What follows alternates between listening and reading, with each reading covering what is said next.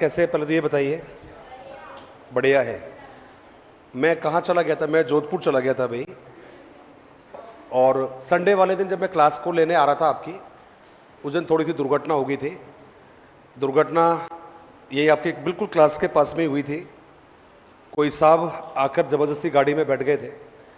तो अब गाड़ी में आकर ज़बरदस्ती बैठना तो आप समझ सकते हो आप लोग क्या फ़र्क पड़ता है, कौन है, फ़र्क पड़ता है क्या? राजस्थान वाले तो बड़े फेमस है कि घुस घुस के मारते हैं, है ना। मारा नहीं मारा, घुस घुस के। तो थोड़ा रायता फैल गया था फिर बाद में काफ़ी सारा, तो इसलिए फिर उस दिन मैं क्लास नहीं आ पाया था। अगले दिन फिर मेरी जोधपुर क्लास थी। 30 तारीख तक जोधपुर में क्लास थी। 31 तारीख से आपकी छुट्टियाँ आ गई थी आप लोगों की। 31 से लेकर 3 तक छुट्टियाँ थी।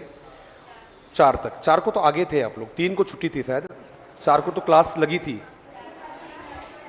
4 को क्लास लगी थी। अच्छा, आपकी नहीं लगी थी। 4 को मैंने भी छुट्टी करी थी क्योंकि 4 तारीख को इलेक्शन आए थे ना, इसलिए रिजल्ट आया था इलेक्शन का, तो उस दिन मैंने छुट्टी कर ली थी। फिर 5 का फिर दोबारा मन नहीं करा। 6 से स्टार्ट हुई थी तो आपकी क्लास लगी नहीं थी। आज मालूम चला शाम को कि भाई कल शाम को कि आपकी क्लास है, तो आपकी सेवा में हाजिर है। तो स्वागत है आप सभी का सबसे पहले तो। और ये बताइए कि मुझे ये ध्यान था कि हम सामाजिक अध्ययन स्टार्ट करने वाले थे, है ना भाई।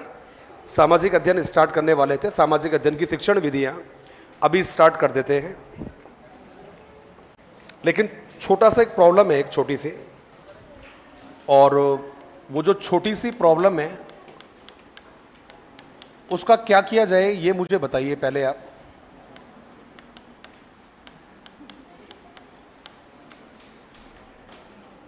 बताओगे या नहीं बताओगे? छोटी सी प्रॉब्लम ये है कि यहाँ क्लास लगते हुए कितना टाइम हो गया आप लोगों को? कितने दिन से क्लास लग रही है इस वाली बिल्डिंग में?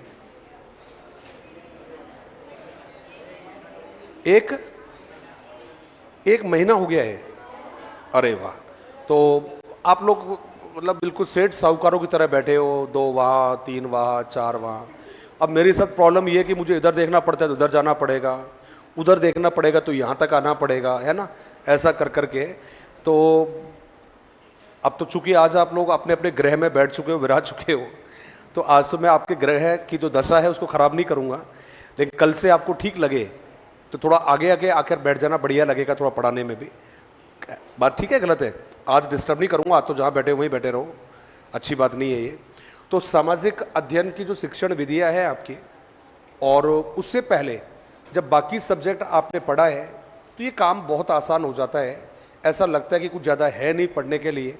उसका कारण है क्योंकि सबसे पहले हमें बात करना है, और वो रहेगा आपके सामाजिक अध्ययन के परिचय को लेकर। और सामाजिक अध्ययन का जो परिचय है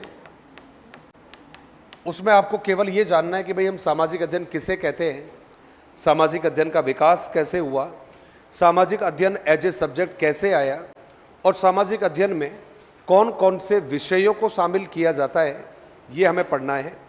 इसके बाद में यहाँ दूसरा जो टॉपिक पढ़ना है आप लोगों को, वो आपको पढ़ना पड़ेगा कि भाई सामाजिक जो अध्ययन है, इस सामाजिक अध्ययन की जो विधियां हैं, उन विधियों के नाम पे केवल एक ही विधि आपके शायद सिलेबस में लिखी है, और उसका नाम क्या है? प्रायोजना कार्य। ये आपके एक नाम लिख रखा है शिक्षण विधियों में, और उसका नाम है प्रायोजना कार्य। इसके अलावा कोई दूसरी विधि आपके सिलेबस में लिखी नहीं है। अब जो प्रायोजना कार्य है, दरअसल में इसी को आप लोगों ने नाम दिया है प्रायोजना विधि। तो प्रायोजना विधि कहिएगा, चाहे प्रायोजना कार्य कहिएगा। और सबसे मज़ेदार बात यह है कि प्रायोजना विधि आप पहले पढ़ चुके हो, तो ये प्रायोजना वाला कार्य हम पहले पढ़ा हुआ है, कुछ भी नया नहीं है इसमें। इसके बाद में आता है आप लोगों का सहायक सामग्री। जो सहायक सामग्री वाला पार्ट है ये आप पढ़ चुके हो पहले से। बस इसमें थोड़ा सा मैं आपको बताऊंगा कि मैगजीन्स क्या है, मैगजीन के अलावा पत्रिकाएं वगैरह क्या कहते हैं, स्तंभलेख वगैरह क्या है, आपके सिक्के वगैरह कैसे यूज़ करते हैं, इन सब के बारे में हम अलग से बात करेंगे। उसके बाद में आता है आपकी मूल्यांकन की विधियाँ। और जो मूल्यांकन की विधियाँ हैं, इन विधियों में आपको मालूम है 2 विधियाँ आती है। एक जो विधि आती है उसको आपने नाम दिया है मात्रात्मक विधि, और दूसरा जो नाम रहेगा वो है आपकी गुणात्मक विधियाँ। अच्छी बात ये है कि आप दोनों विधियों के बारे में बात कर चुके हो। मात्रात्मक में 3 नाम आपने पढ़े थे। पहला था आपका मौखिक, दूसरा लिखित और तीसरा प्रायोगिक।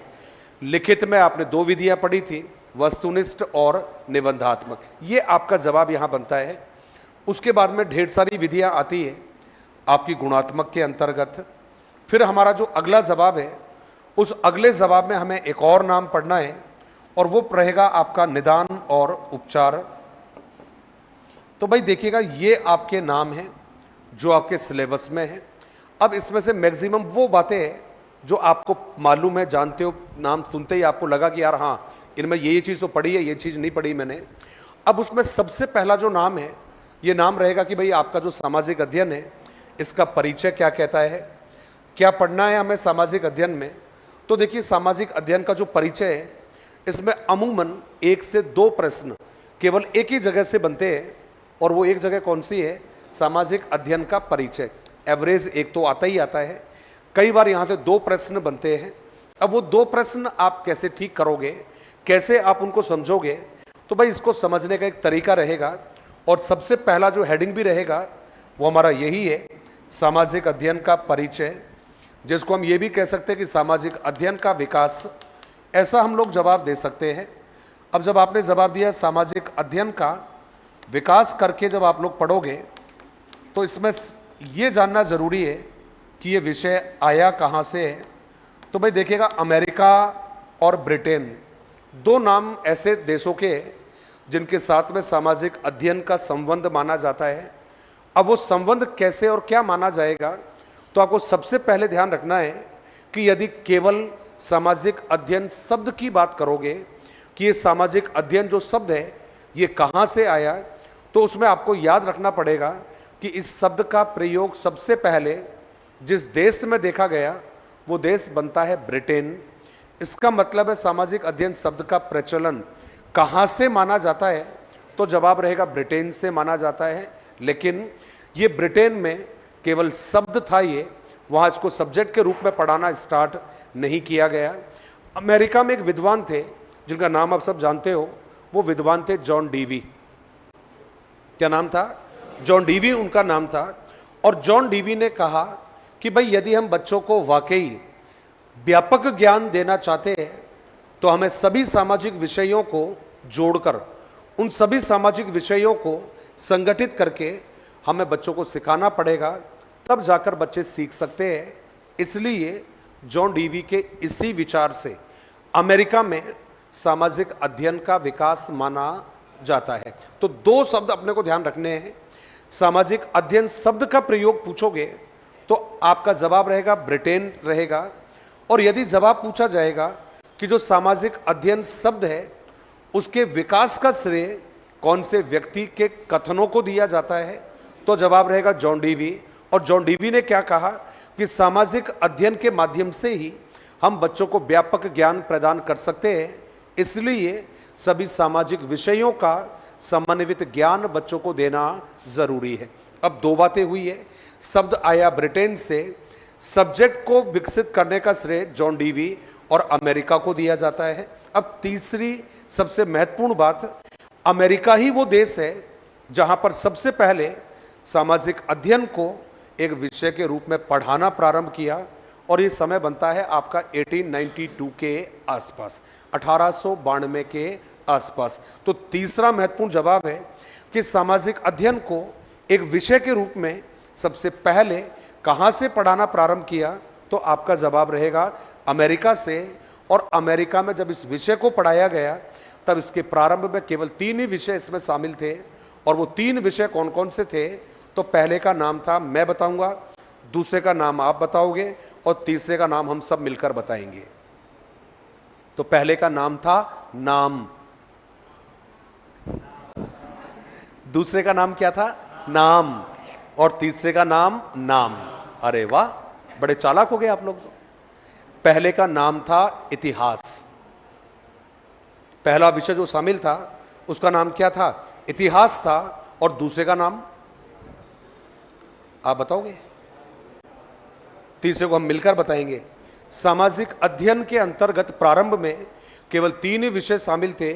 उसमें पहला जो विषय था आपका, वो विषय था आपका इतिहास, दूसरा था राजनीति विज्ञान और तीसरा विषय था अर्थशास्त्र। तो प्रारंभ में सामाजिक अध्ययन के अंतर्गत केवल 3 विषय पढ़ाए जाते थे। पहले का नाम था इतिहास, दूसरे का नाम था राजनीति विज्ञान और तीसरे का नाम था अर्थशास्त्र। कहते हैं 1911 में चलकर अमेरिका में एक कमेटी का गठन हुआ जिसको नाम देते हैं कमेटी ऑफ 10। क्या नाम दिया गया है? Committee of 10। और ये कमेटी ऑफ 10 ने पहली बार ये स्वीकार किया कि सामाजिक अध्ययन जो विषय है इसके दायरे को व्यापक बनाना चाहिए और व्यापक बनाने के लिए इसमें अन्य विषयों को शामिल करना चाहिए। इसलिए हमें इन विषयों में 2 नवीन विषयों को शामिल करना चाहिए और वो 2 विषय में चौथे नंबर पर बताया भूगोल और 5वें नंबर था समाजशास्त्र। इसका मतलब है प्रारंभ में केवल 3 विषय, पहले का नाम इतिहास, दूसरे का नाम राजनीति विज्ञान और तीसरे का नाम, और चौथा विषय सिफारिश की थी भूगोल और 5वां विषय था समाजशास्त्र। ये सिफारिश किसके द्वारा की गई? Committee of 10। और कब सिफारिश की गई? 1911 में। अब एक छोटा सा करेक्शन करना है और करेक्शन कहाँ करना है? आपकी बुकलेट होगी उसमें करना है, क्योंकि आपकी बुकलेट में लिखा हुआ है कि 1911 में इसमें 2 नवीन विषय शामिल कर लिए और वो विषय कौन सा था? एक था भूगोल और दूसरा था अर्थशास्त्र। अब करेक्शन क्या करना है कि 1911 में शामिल नहीं किए थे, 1911 में शामिल करने की सिफारिश की गई थी।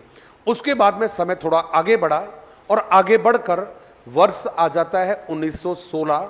और 1916 में क्या घटना घटी?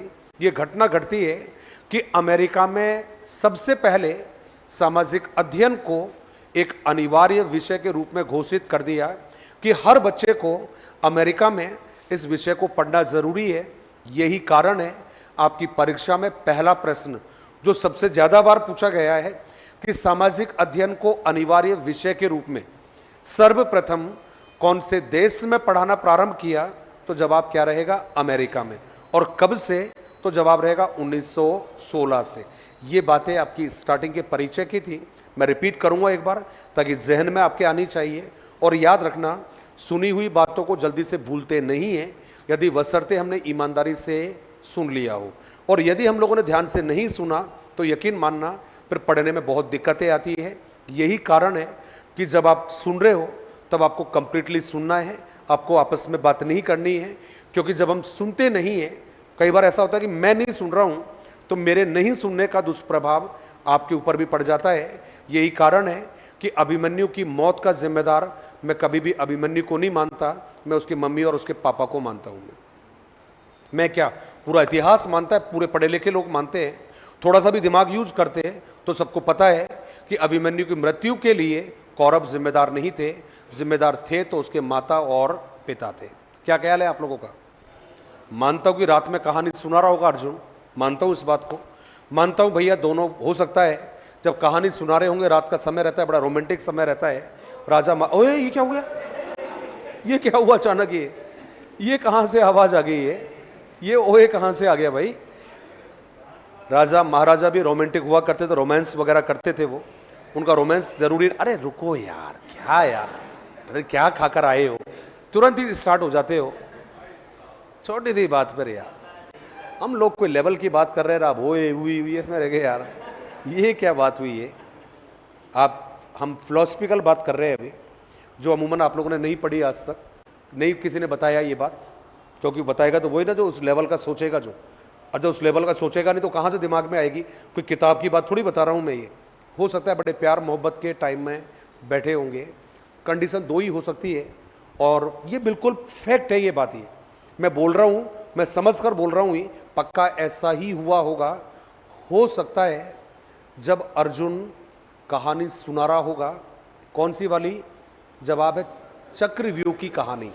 तो 2 ही कंडीशन रही होगी। कंडीशन नंबर फर्स्ट, या तो उनकी धर्म पत्नी का जो सिर है वो अर्जुन के कंधे पर रहा होगा। और दूसरा जो जवाब है वो यदि ये कंडीशन नहीं रही होगी तो कंडीशन नंबर सेकंड रही होगी कि वो बंदा बैठा होगा, और वो जब बंदा बैठा हुआ है तो उसके पैरों में उसका सिराना, क्या बोलोगे, पैर जब ऐसे करके बैठते हैं तो शायद सिराना रखा होगा। तो ये दो ही वो कंडीशन है जिसमें व्यक्ति को जल्दी से नींद आ जाती है और सामने वाले को पता भी नहीं चलता कि इसको नींद आई है या नहीं आई। अब मैं इन दोनों को जिम्मेदार इसलिए ठहराता हूं क्योंकि यदि अर्जुन को पता चल गया कि भाई मेरी धर्म पत्नी अभी सो चुकी है, तो 101% उस राजा को सुबह वो कहानी सुनानी चाहिए थी।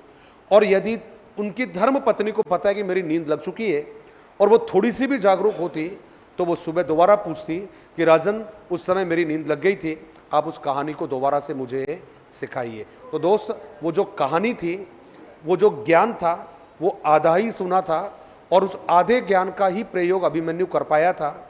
जितना सुना उतना कर लिया और जितना नहीं सुना उतना नहीं कर पाया। यही कारण है क्लासों में भी नियम यही लागू होता है कि ध्यान से सुनना चाहिए, और आप ध्यान से सुन रहे हो लेकिन आपका अड़ोसी पड़ोसी यदि ध्यान से नहीं सुन रहा है तो उसका दुष्प्रभाव भी आपके ऊपर पड़ता है। तो हे राजन, आप पड़ोसी को भी बोल दिया करो, हाथ जोड़ के विनम्र करके, कि आपकी गलती का परिणाम मुझे भी भुगतना पड़ सकता है। तो पहला जवाब दिया कि ब्रिटेन में शब्द आया सामाजिक अध्ययन। दूसरा जवाब मैंने दिया कि इसे विषय के रूप में सबसे पहले अमेरिका में पढ़ाना स्टार्ट किया, जॉन डीवी के विचारों से प्रभावित होकर। तीसरा जवाब था सामाजिक अध्ययन में प्रारंभ में 3 ही विषय शामिल थे, इतिहास, राजनीति विज्ञान, अर्थशास्त्र। कहते कि 1911 में कमेटी ऑफ 10 ने इन विषयों के दायरे को व्यापक बनाने का सुझाव दिया और 2 विषय शामिल करने का सिफारिश किया। एक जो विषय था आपका भूगोल और दूसरा था आपका समाजशास्त्र। 1916 में अमेरिका में सामाजिक अध्ययन को अनिवार्य विषय के रूप में घोषित किया और ये करने वाला वो विश्व का पहला देश माना जाता है। अब हम इन बातों को एक बार लिख रहे हैं, हो जाइए तैयार। और आपने हेडिंग बना दिया है सामाजिक अध्ययन का विकास। इसमें सबसे पहले हम लिखेंगे, और उसमें लिखा हम लोगों ने सामाजिक अध्ययन, सामाजिक अध्ययन शब्द का प्रयोग सर्वप्रथम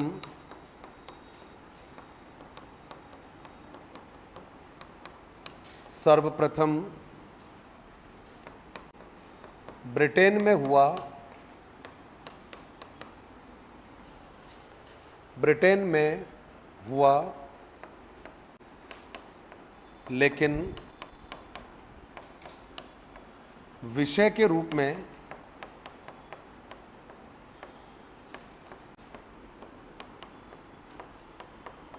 इसका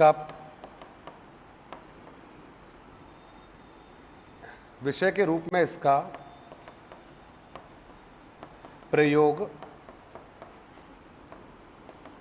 अमेरिका,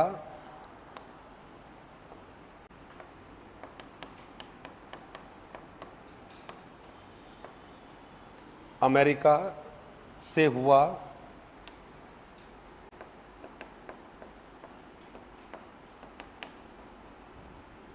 नेक्स्ट लाइन में लिखेंगे, अमेरिका में सामाजिक अध्ययन के विकास में, सामाजिक अध्ययन के विकास में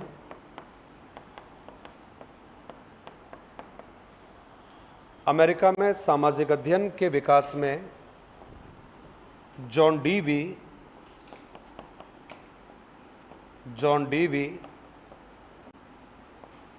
के इस कथन का, जॉन डीवी के इस कथन का योगदान माना जाता है।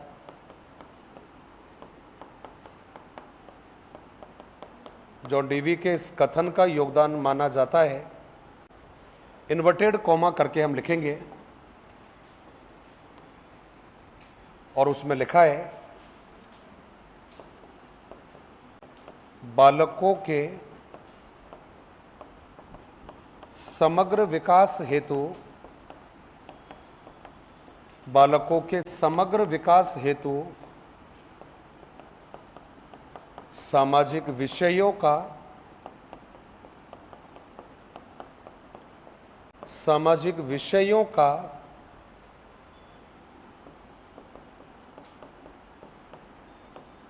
समन्वित ज्ञान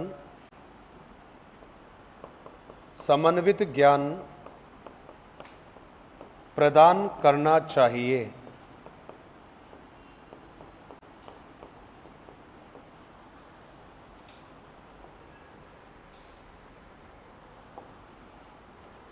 समग्र विकास हेतु सामाजिक विषयों का समन्वित ज्ञान प्रदान करना चाहिए।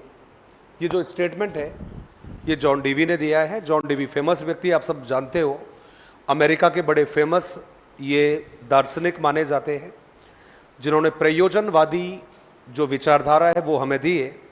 और उसी विचारधारा से एक विधि निकल कर आती है जिसको आप पढ़ चुके हो, प्रयोजना विधि। एक और विधि निकल कर आई थी जिसका नाम था समस्या समाधान विधि। ये वही वाले विद्वान हैं जिन्होंने कहा कि भाई हमें अनुभवों के माध्यम से सीखने पर बल देना चाहिए। तो उम्मीद है ये लाइन शायद आपने लिख ली है, और लिखा तो मुझे बताइए। फिर अगली लाइन में हम चल रहे हैं, नेक्स्ट लाइन में हम लिखेंगे और उसमें लिखिएगा। नेक्स्ट लाइन में हमने लिखा है विषय के रूप में सामाजिक अध्ययन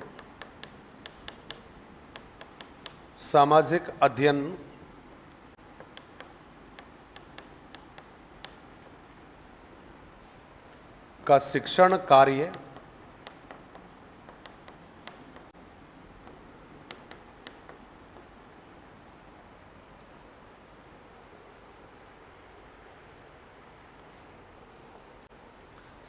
कार्य अमेरिका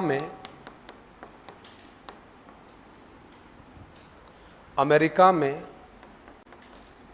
निम्न तीन विषयों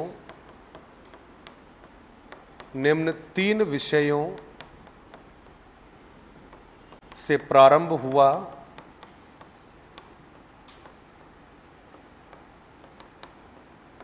पहला जो विषय है उसका नाम है इतिहास।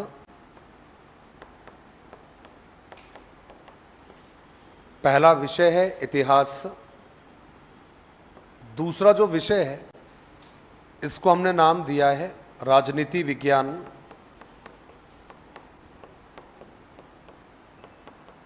और थर्ड जो विषय है उसको नाम दिया है आप लोगों ने अर्थशास्त्र।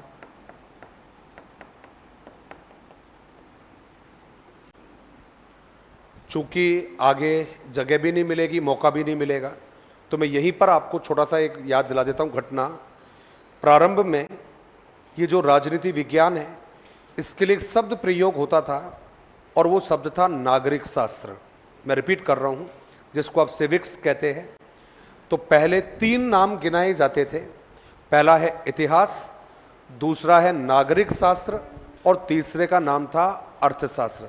अब आपको ये ध्यान रखना है, ये प्रश्न कई दफ़ा, एक बार नहीं, ना जाने कितनी दफ़ा सीटेट में आ रखा है, ना जाने कितनी बार राजस्थान में आ रखा है। और वो जवाब क्या रहेगा आप सभी को मालूम है। हमारे यहाँ पर एक नाम है जिसको कहते हैं एनसीएफ 2005, है या नहीं है? क्या है भाई ये एनसीएफ 2005? किसे कहते हैं भाई एनसीएफ 2005? हाँ जी, एन मतलब नेशनल, सी मतलब करिकुलम, एफ मतलब framework. National curriculum framework 2005, Hindi में कहते हो राष्ट्रीय पाठ्यचर्या क्रम 2005। स्कूल एजुकेशन का सबसे लेटेस्ट डॉक्यूमेंट्स यही माना जाता है। ये प्रश्न आपसे पूछा जा सकता है, आपका एजुकेशन सिनेरियो में पूछा जा सकता है, ये प्रश्न आपसे आईसीटी में पूछा जा सकता है, और ये प्रश्न आपसे करंट जीके में पूछा जा सकता है कि विद्यालय शिक्षा का सबसे नवीनतम दस्तावेज कौन सा है। ऑप्शन मिलेगा एनईपी 1986, ऑप्शन मिलेगा एनसीएफ 2000, एनसीएफ 2005 और ऑप्शन मिलेगा एनईपी 2020। तब भी आपका आंसर क्या रहेगा? एनसीएफ 2005। क्यों? क्योंकि एनईपी 2020 एजुकेशन का सबसे लेटेस्ट डॉक्यूमेंट्स है, ना कि स्कूल एजुकेशन का सबसे लेटेस्ट डॉक्यूमेंट्स है। स्कूल एजुकेशन का सबसे लेटेस्ट जो डॉक्यूमेंट है वो है एनसीएफ 2005, और एजुकेशन का सबसे लेटेस्ट डॉक्यूमेंट्स है वो कौन सा रहेगा, एनईपी 2020। ये चमत्कार सीटेट वाले कर चुके हैं, अपने को ध्यान रखना है। तो ये जो एनसीएफ 2005 है, इसमें बहुत शानदार बात लिखी थी, और क्या था कि हमें सामाजिक अध्ययन के अंतर्गत नागरिक शास्त्र के स्थान पर राजनीति विज्ञान शब्द का प्रयोग करना चाहिए, क्योंकि नागरिक शास्त्र सीमित अर्थों को प्रदर्शित करती है। कौन सा सीमित अर्थ है? कहता है इस नाम को ब्रिटिश काल में प्रयोग किया गया था लोगों में देशभक्ति या राजभक्ति का भाव पैदा करने के लिए, इसलिए हमें नागरिक शास्त्र के स्थान पर कौन सा शब्द प्रयोग में लाना चाहिए? तो जवाब है राजनीति विज्ञान। प्रश्न आया हुआ है कि साहब एनसीएफ 2005 में नागरिक शास्त्र के स्थान पर कौन से शब्द को प्रयोग करने पर बल दिया? तो जवाब रहेगा आपका राजनीति विज्ञान। तो नेक्स्ट लाइन में आप ब्रैकेट में लिख देना, चाहे नोट करके लिख देना, चाहे उसको बाद में अंडरलाइन कर देना, और उसमें लिखेंगे एनसीएफ 2005 में, एनसीएफ 2005 में नागरिक शास्त्र के स्थान पर, नागरिक शास्त्र के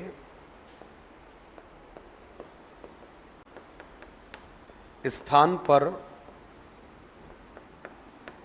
राजनीति विज्ञान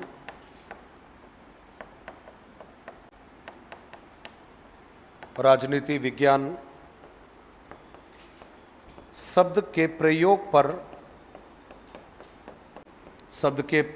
पर बल दिया गया है। बहुत इंपॉर्टेंट प्रश्न है ये, तो आप इसके आगे इंपॉर्टेंट जरूर मेंशन कर देना कि एनसीएफ 2005 में नागरिक शास्त्र के स्थान पर कौन से शब्द के प्रयोग की बात कही थी? तो जवाब है आप लोगों का, और वो है राजनीति विज्ञान।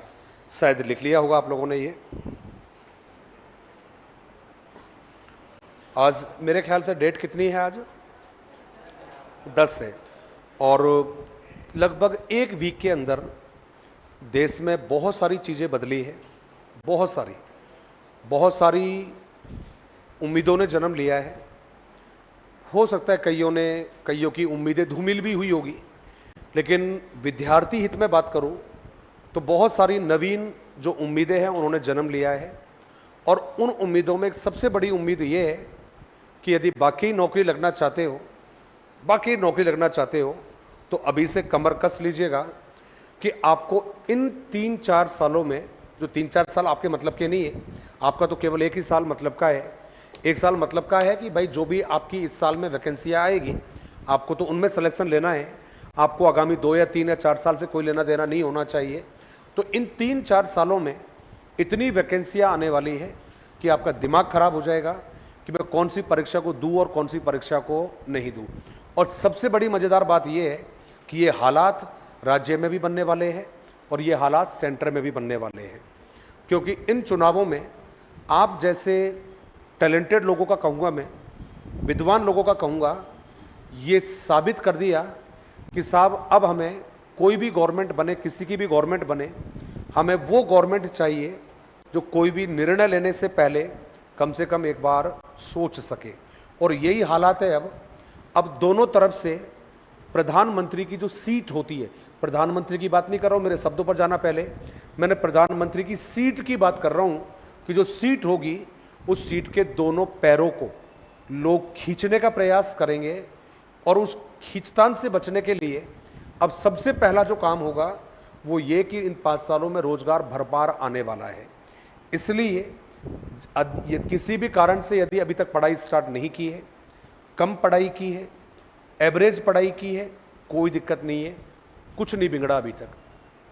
कारण सबसे ज़्यादा जो साख खराब हुई है वो राजस्थान गवर्नमेंट और उत्तर प्रदेश सरकार की हुई है।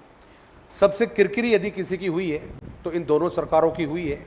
यही कारण है अब उत्तर प्रदेश में भी डैमेज कंट्रोल का काम स्टार्ट हो चुका है, और आज लेटेस्ट बात बता रहा हूँ कि राजस्थान में भी डैमेज कंट्रोल का काम स्टार्ट हो गया है। डैमेज कंट्रोल का मतलब है जो नुकसान हुआ है उसकी भरपाई कैसे की जाए। और सबसे ज़्यादा जो प्रयास किया जा रहा है कि इन चुनावों में यूथ का मतलब है आप लोग, कि सबसे ज़्यादा जो अहम योगदान दिया है वो यूथ ने दिया है। और यूथ की एक ही मांग है और वो है केवल रोजगार। तो अब जो आगामी 5 साल होगा उसमें केवल रोजगार की लड़ाई लड़ी जाएगी। मेरा आपसे यही कहना है कि केवल और केवल इन आगे आने वाले 5-6 महीनों में धुआंधार पढ़ाई कर लो। इतना ही समय, ज़्यादा समय नहीं है, 5-6 महीने में जोरदार वाली पढ़ाई कर लो। किसी ने कर रखा है तो मुझे हाथ खड़ा कर देना, मैं अभी शुभकामना दे देता हूँ। यदि सीटेट कर रखा है तो मेरी अभी से शुभकामनाएं आपको, बहुत बहुत शुभकामनाएं मैडम आपको, और हमारे जो बाकी दोस्त हैं आपको बहुत बहुत बधाई आप लोगों को। और जिन्होंने किसी कारणवश नहीं किया है वो अब सीटेट जो आयोजित होने वाला है, कुछ दिन मेहनत कर लो, उस सीटेट को क्वालिफाई कर लो, क्योंकि दिल्ली के चुनाव भी दूर नहीं है और अब दिल्ली में बम्पर भर्तियाँ आने वाली है।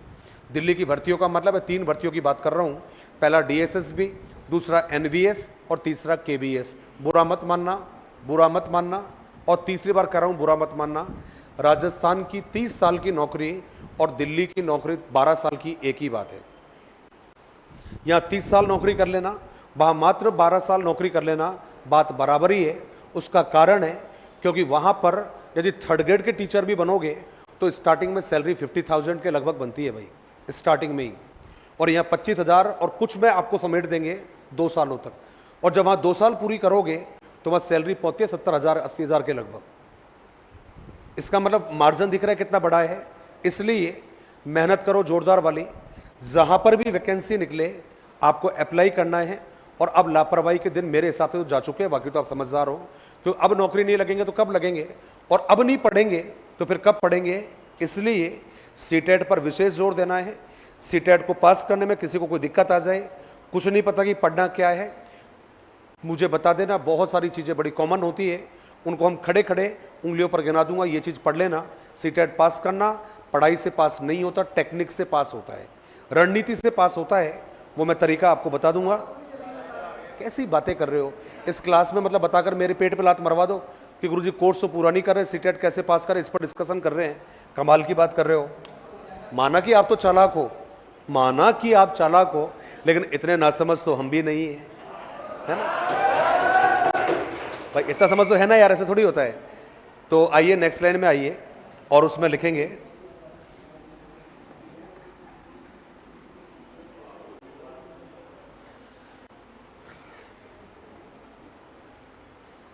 चले आगे। 30 प्रश्न मनोविज्ञान के, 15 प्रश्न और 15 प्रश्न 30 प्रश्न 2 लैंग्वेज के शिक्षण विधियों के, 30 और 30 60, और 10 प्रश्न आपके दोनों सब्जेक्टों के 70 प्रश्न। 70 प्रश्न का मैटर है ये। और अभी तो हमने सब्जेक्टों का जिक्र ही नहीं किया, हमने जिक्र ही नहीं किया सब्जेक्ट का। तो ना हमने 30 प्रश्न दोनों लैंग्वेजों के काउंट नहीं किए अभी तक। तो लैंग्वेज आएगा ना, 30 के शिक्षण विधियां दोनों के, और दोनों का जो 30 नंबर का बनता है आपका सब्जेक्ट, वो शामिल ही नहीं किया है। इसके अलावा दोनों सब्जेक्ट काउंट नहीं किए आपके। दोनों सब्जेक्ट कौन से? मैथ्स और EVS। तब भी इनको काउंट नहीं करने के बावजूद भी कितने मार्क्स बन रहे हैं? 70 मार्क्स बन रहे हैं। और भाई क्वालिफाई को कितने चाहिए होते हैं? तो मैंने क्या कहा, टेक्निक जरूरी है। और सबसे बढ़िया प्यारी टेक्निक क्या है? केवल पुराने पेपर उठाकर भी 3-3 बार पढ़ लोगे ना, पुराने पेपर भी, नया कुछ नहीं पढ़ा, पुराने पेपर भी यदि उठाकर पढ़ लोगे और ध्यान से पढ़ के चले जाओगे, सीटेट को पास करने से दुनिया की कोई ताकत नहीं रोक सकती। क्यों? क्योंकि सीटेट में पुराने पेपर धड़ल्ले से रिपीट होते हैं भाई। आइए जरा और निकले नेक्स्ट लाइन में। हमने लिखा है सामाजिक अध्ययन, सामाजिक अध्ययन के दायरे को व्यापक बनाने की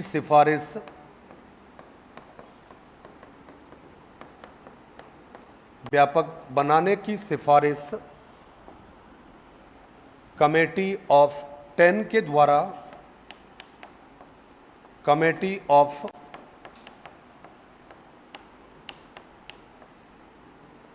10 और 1911 जरूर लिख दीजिएगा, के द्वारा की गई कमेटी ऑफ 10 के द्वारा की गई, जिसने सामाजिक अध्ययन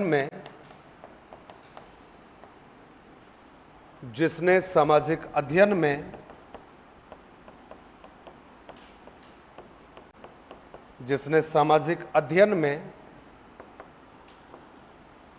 भूगोल एवं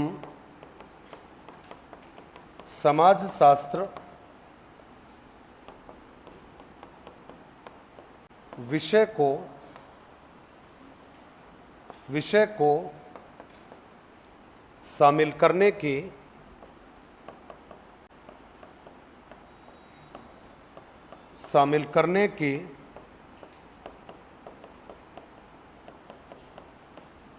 सिफारिश की।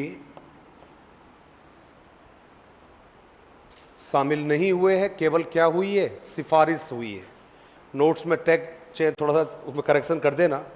उसमें लिखा है कि भाई 1911 में ये विषय शामिल कर लिए है, तो आपको ये लिखना है कि भाई शामिल नहीं किए है।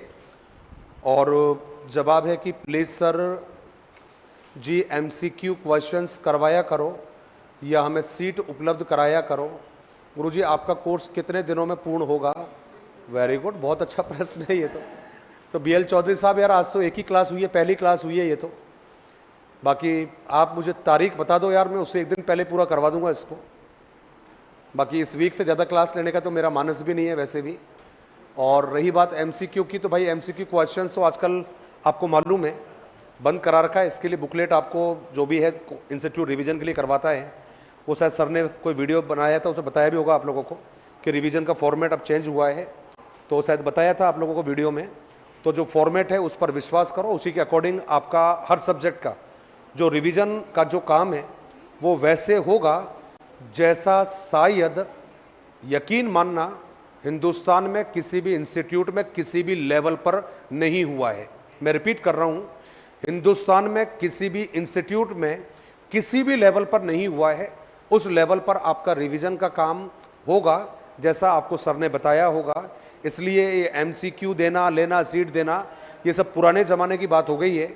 आपको अब नए ज़माने में नए तरीके से पढ़ाई करनी है, और ये तरीका शायद आपको सर ने बहुत अच्छे से एक वीडियो के माध्यम से बता दिया था। तो अब उन चीज़ों की बात मत करो, वो तो पुराने तरीके हो गए। अब तो बता दिया, अच्छा समझा करो। निर्मल सर ने एक वीडियो के माध्यम से बताया था। अरे कोई बात नहीं बताया था, मुझे भी उसके बारे में एग्जैक्टली जानकारी नहीं है, तो मैं बड़ा मुश्किल हो जाएगा कुछ बताना। हाँ दोस्त, आप कुछ पूछ रहे थे आपको? हाँ जी, EBS जो है, EWS है, वो सेंटर, हाँ वैलिड है ना यार, 100% वैलिड है। OBS बिल्कुल वैलिड है। आइए आइए, छोड़िए अब गॉसिप नहीं, इधर आइए, सभी के लिए है, सभी के लिए है। और नेक्स्ट लाइन में आ जाइए, और हमने उसमें लिखा है सामाजिक अध्ययन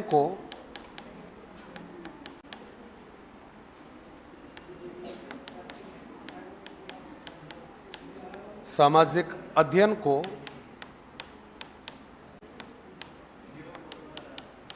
एक अनिवार्य विषय के रूप में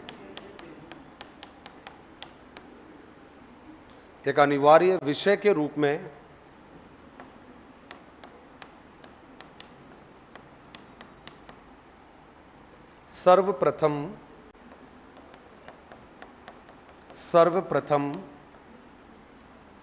अमेरिका में 1916 से शिक्षण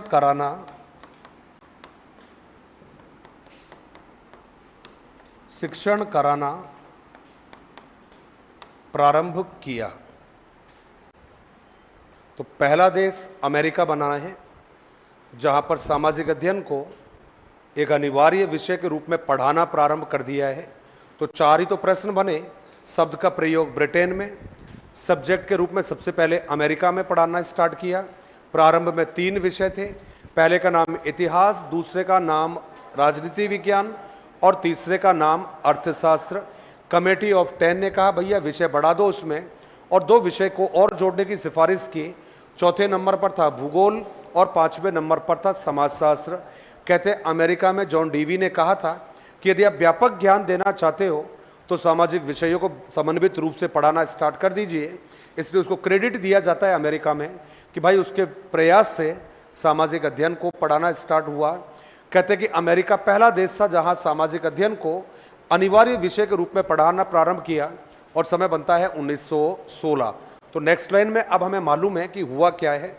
इसके बाद में हमें एक और बात यहां पर ऐड करनी है, और कहते हैं कि साहब अमेरिका में, अगली लाइन में लिखना है अमेरिका में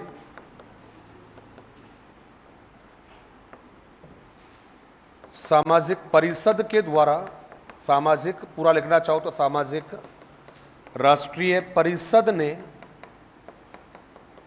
सामाजिक राष्ट्रीय परिषद ने, समय लिख देना 1921 में, 1921 में पुनः सामाजिक अध्ययन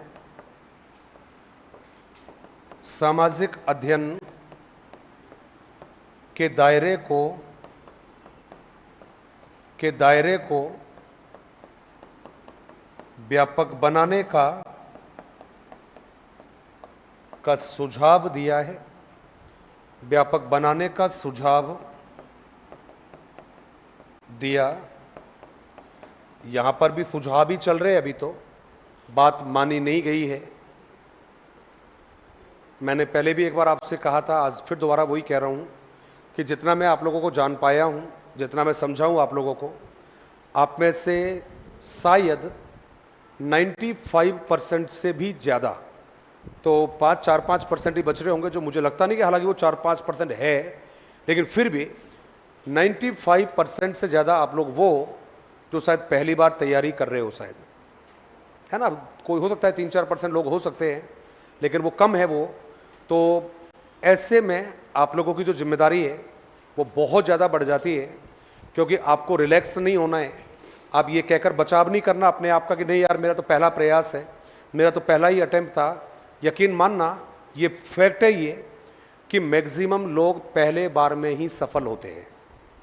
ये बात बिल्कुल आप लिख के रख लेना कि पहली बार में मैक्सिमम लोग सफल होते हैं, दूसरी बार में हमें ज़्यादा मेहनत करनी पड़ती है, हमें तीसरी बार में और ज़्यादा मेहनत करनी पड़ती है।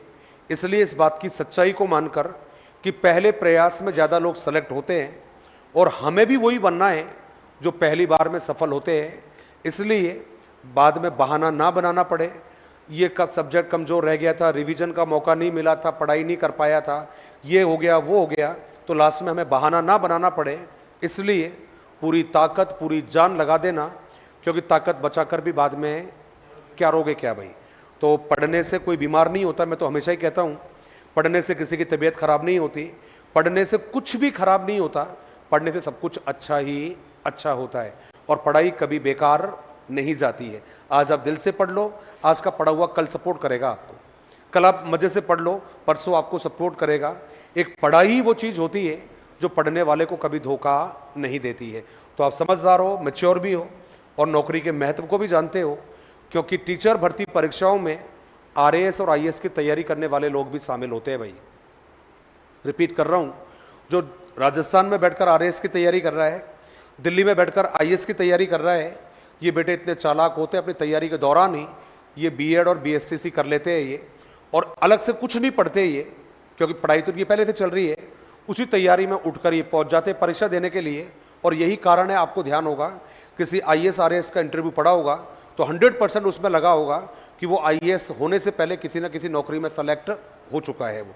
अब वो नौकरी कौन सी थी, उसने अपनी बेरोजगारी को दूर करने के लिए ज्वाइन की थी, उसने अपने ऊपर बेरोजगारी का जो प्रेशर था, उस प्रेशर को रिलीज करने के लिए वो नौकरी उसने ज्वाइन कर रखी थी।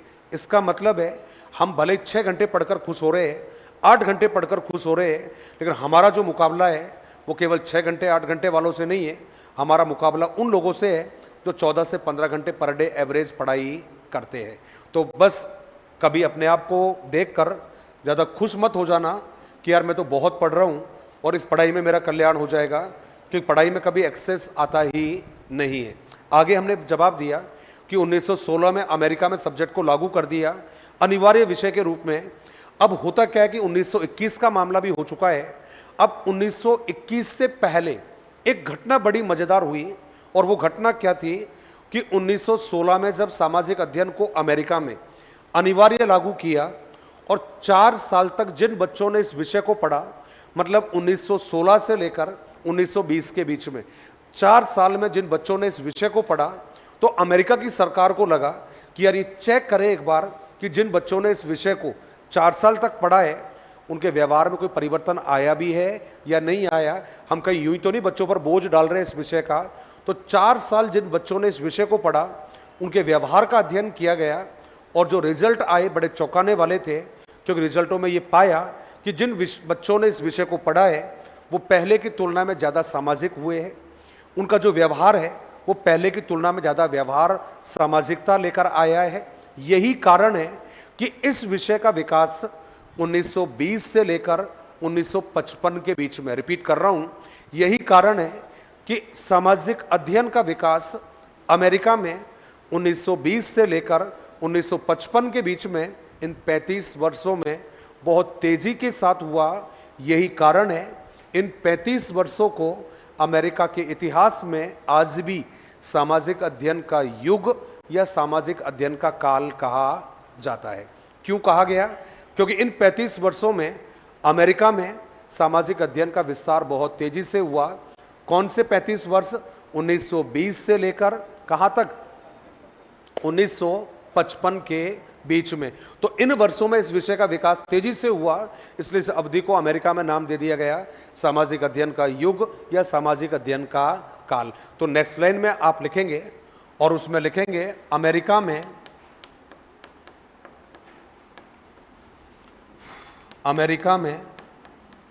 1920 से 1955 के मध्य में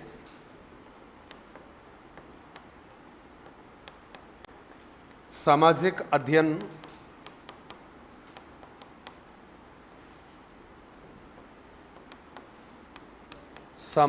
अध्ययन का विस्तार तेजी से हुआ,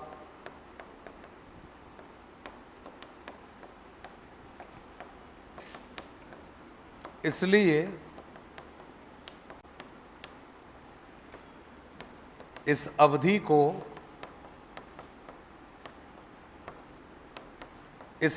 को अमेरिका के इतिहास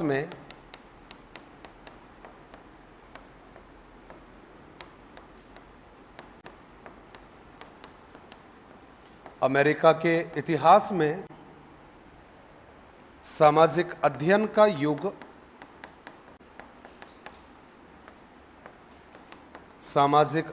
का युग, या काल भी कहते हैं।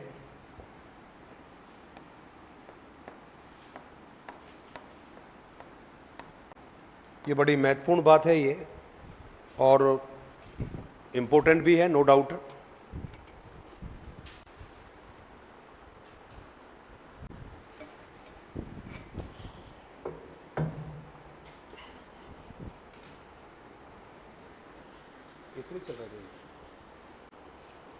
ठीक चल रहा है।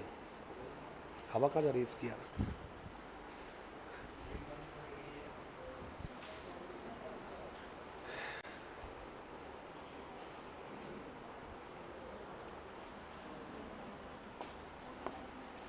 नेक्स्ट लाइन में लिखेंगे, ये लिखा क्या भाई आप लोगों ने?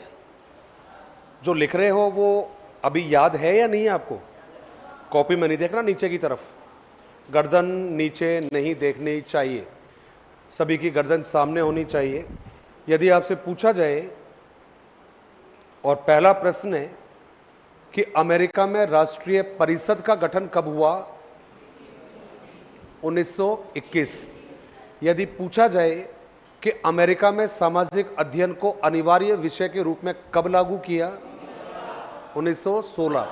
यदि प्रश्न पूछा जाए कि प्रारंभ में सामाजिक अध्ययन के अंतर्गत कौन कौन से विषय शामिल थे?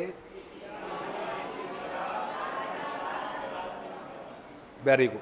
क्रम लेकिन आपने को वही ध्यान रखना है, इतिहास, राजनीति विज्ञान, अर्थशास्त्र, ये सीक्वेंस ये ध्यान रखना है, क्योंकि इनका सीक्वेंस का प्रश्न परीक्षा में आया है और आए हुए हैं।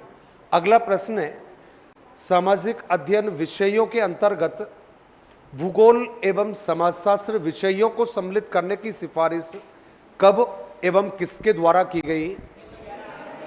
1911 कमेटी ऑफ 10 ने। यदि आपसे पूछा जाए कि सामाजिक अध्ययन का इतिहास या सामाजिक अध्ययन का युग या सामाजिक अध्ययन का काल कौन से देश में कौन सी अवधि को कहा जाता है? 1920 से 1955 और अमेरिका में कहा जाता है। Very good. और यदि प्रश्न पूछा जाए आपसे कि अमेरिका में सामाजिक अध्ययन विषय के विकास का श्रेय कौन से विद्वान के कथन को दिया जाता है? जॉन डीवी को दिया जाता है। देखिए, पढ़ाई होती वैसे बेसिकली आसान है, बस फ़र्क इतना सा है कि अपने को पढ़ना ध्यान से है।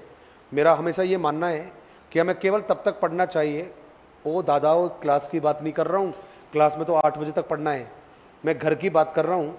घर पर केवल तब तक पढ़ना चाहिए जब तक आपका दिमाग बराबर काम कर रहा है।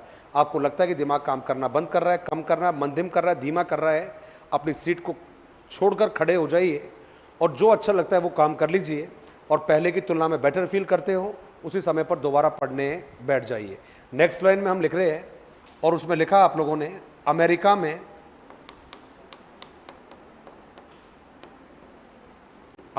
में सामाजिक अध्ययन आयोग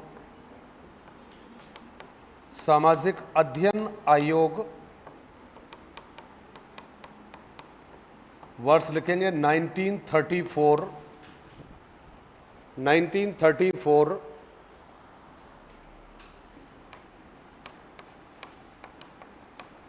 के सुझावों पर सामाजिक अध्ययन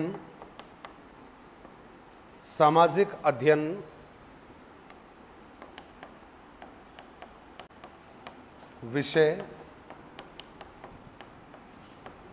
का विस्तार करते हुए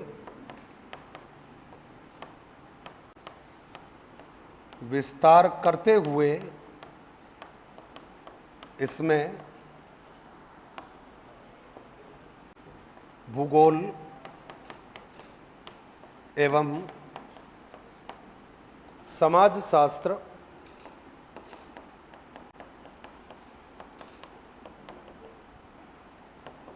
विषयों को शामिल किया है।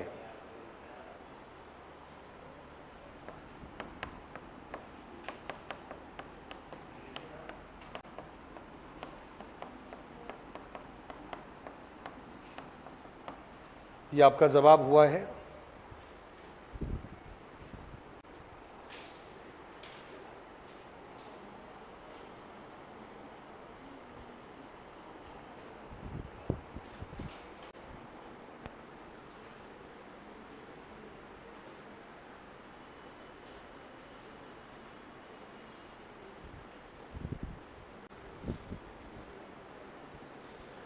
एक प्रश्न किसी ने पूछा है कि गणित की कक्षा में छात्र के प्रदर्शन का मूल्यांकन करने के लिए प्रयोग किया जाने वाला सबसे सामान्य उपकरण कौन सा है?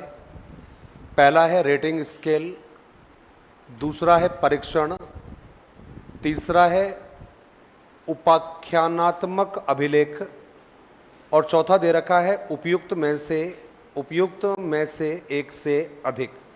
तो भाई देखिएगा, गणित में रेटिंग स्केल का तो हम प्रयोग करते नहीं हैं, गणित क्या किसी में भी नहीं करते हैं। और दूसरा जवाब है परीक्षण, तीसरा जवाब है आपका उपकरणात्मक अभिलेख। भाई एनेक्डोटल को कह रहे हैं, तो मेरे हिसाब से तो ये जो 4 ऑप्शन जो दिए हैं, आपने 3 ऑप्शन दिए हैं, ये तीनों जो ऑप्शन है ये एप्रोप्रिएट जो ऑप्शन है ये एप्रोप्रिएट ऑप्शन नहीं है। फिर भी इनमें से किसी एक को चुनना पड़ेगा, तो भी बड़ा मुश्किल है, क्योंकि परीक्षण अपने आप में कौन सा वाला परीक्षण ये क्लियर नहीं है। परीक्षण तो कई सारे होते हैं, मानकीकृत भी होता है, अमानकीकृत भी होता है। तो परीक्षण का मतलब कौन सा परीक्षण, और उपाख्यानात्मक अभिलेख का मतलब एनेक्डोटल होता है। तो भाई एनेक्डोटल जो है वो तो व्यवहार को स्टडी करने के लिए लिया जाता है। रेटिंग स्केल आपके गुणात्मक विधि है। तो मेरे हिसाब से तो चारों जो ऑप्शन है वो बिल्कुल अप्रोप्रिएट नहीं है। ये आपने यहाँ तक लिखा है, और ये आपने पढ़ा कि भाई अमेरिका में जो सामाजिक अध्ययन है उसको फाइनली सामाजिक अध्ययन के ऊपर जो आयोग बनाया उसने अंतिम मोहर लगा दी थी कि भाई हमें इस विषयों को इनमें शामिल करना चाहिए। यही कारण है कि यदि वर्तमान में आपसे पूछा जाएगा, और वो परीक्षण क्या रहेगा कि यदि आज हमसे कोई पूछे कि कौन सी विधियाँ या कौन से विषय इसमें शामिल है, तो आपको 5 विषय के नाम देने हैं। और 5 में पहला आएगा, क्रम भी यही रखना है, पहला इतिहास, दूसरा रहेगा राजनीति विज्ञान, तीसरा अर्थशास्त्र, चौथा भूगोल और 5वां। लेकिन अभी केवल इतना ही मानना इसको, इससे आगे मत मानना, क्योंकि इसमें आगे फिर दोबारा चालाकियां होगी। तो अभी तो यही मानना है कि 5 विषय इसमें शामिल है। ये हमारा जवाब हुआ। अब हमें ये तो मालूम चल गया कि सब अमेरिका में क्या हुआ, ब्रिटेन में क्या हुआ, 1911 में क्या हुआ, 16 में क्या हुआ, 1920 से 1955 के बीच में क्या हुआ, 1921 में क्या हुआ, 1935 या 34 में क्या हुआ। ये बातें हम लोगों ने जान ली है। अब थोड़ा सा हम आगे बढ़ेंगे, और आगे बढ़कर जब अमेरिका का समझ में आ गया तो हमें ये भी देखना पड़ेगा कि आखिर भारत में सामाजिक अध्ययन जो विषय है वो कैसे आया, कैसे उसका विकास हुआ। तो अगली जो लाइन रहेगी उसमें आप हेडिंग बनाएंगे, और वो हेडिंग आपकी रहेगी सामाजिक अध्ययन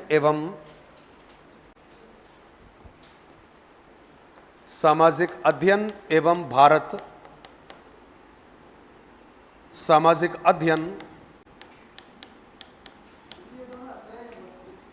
यार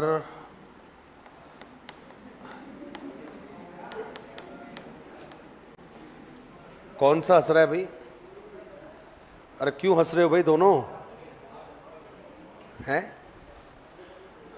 कुछ मिल गया तो हमें बता दे भाई, क्या मिल गया ऐसा? नोट्स मिल गए?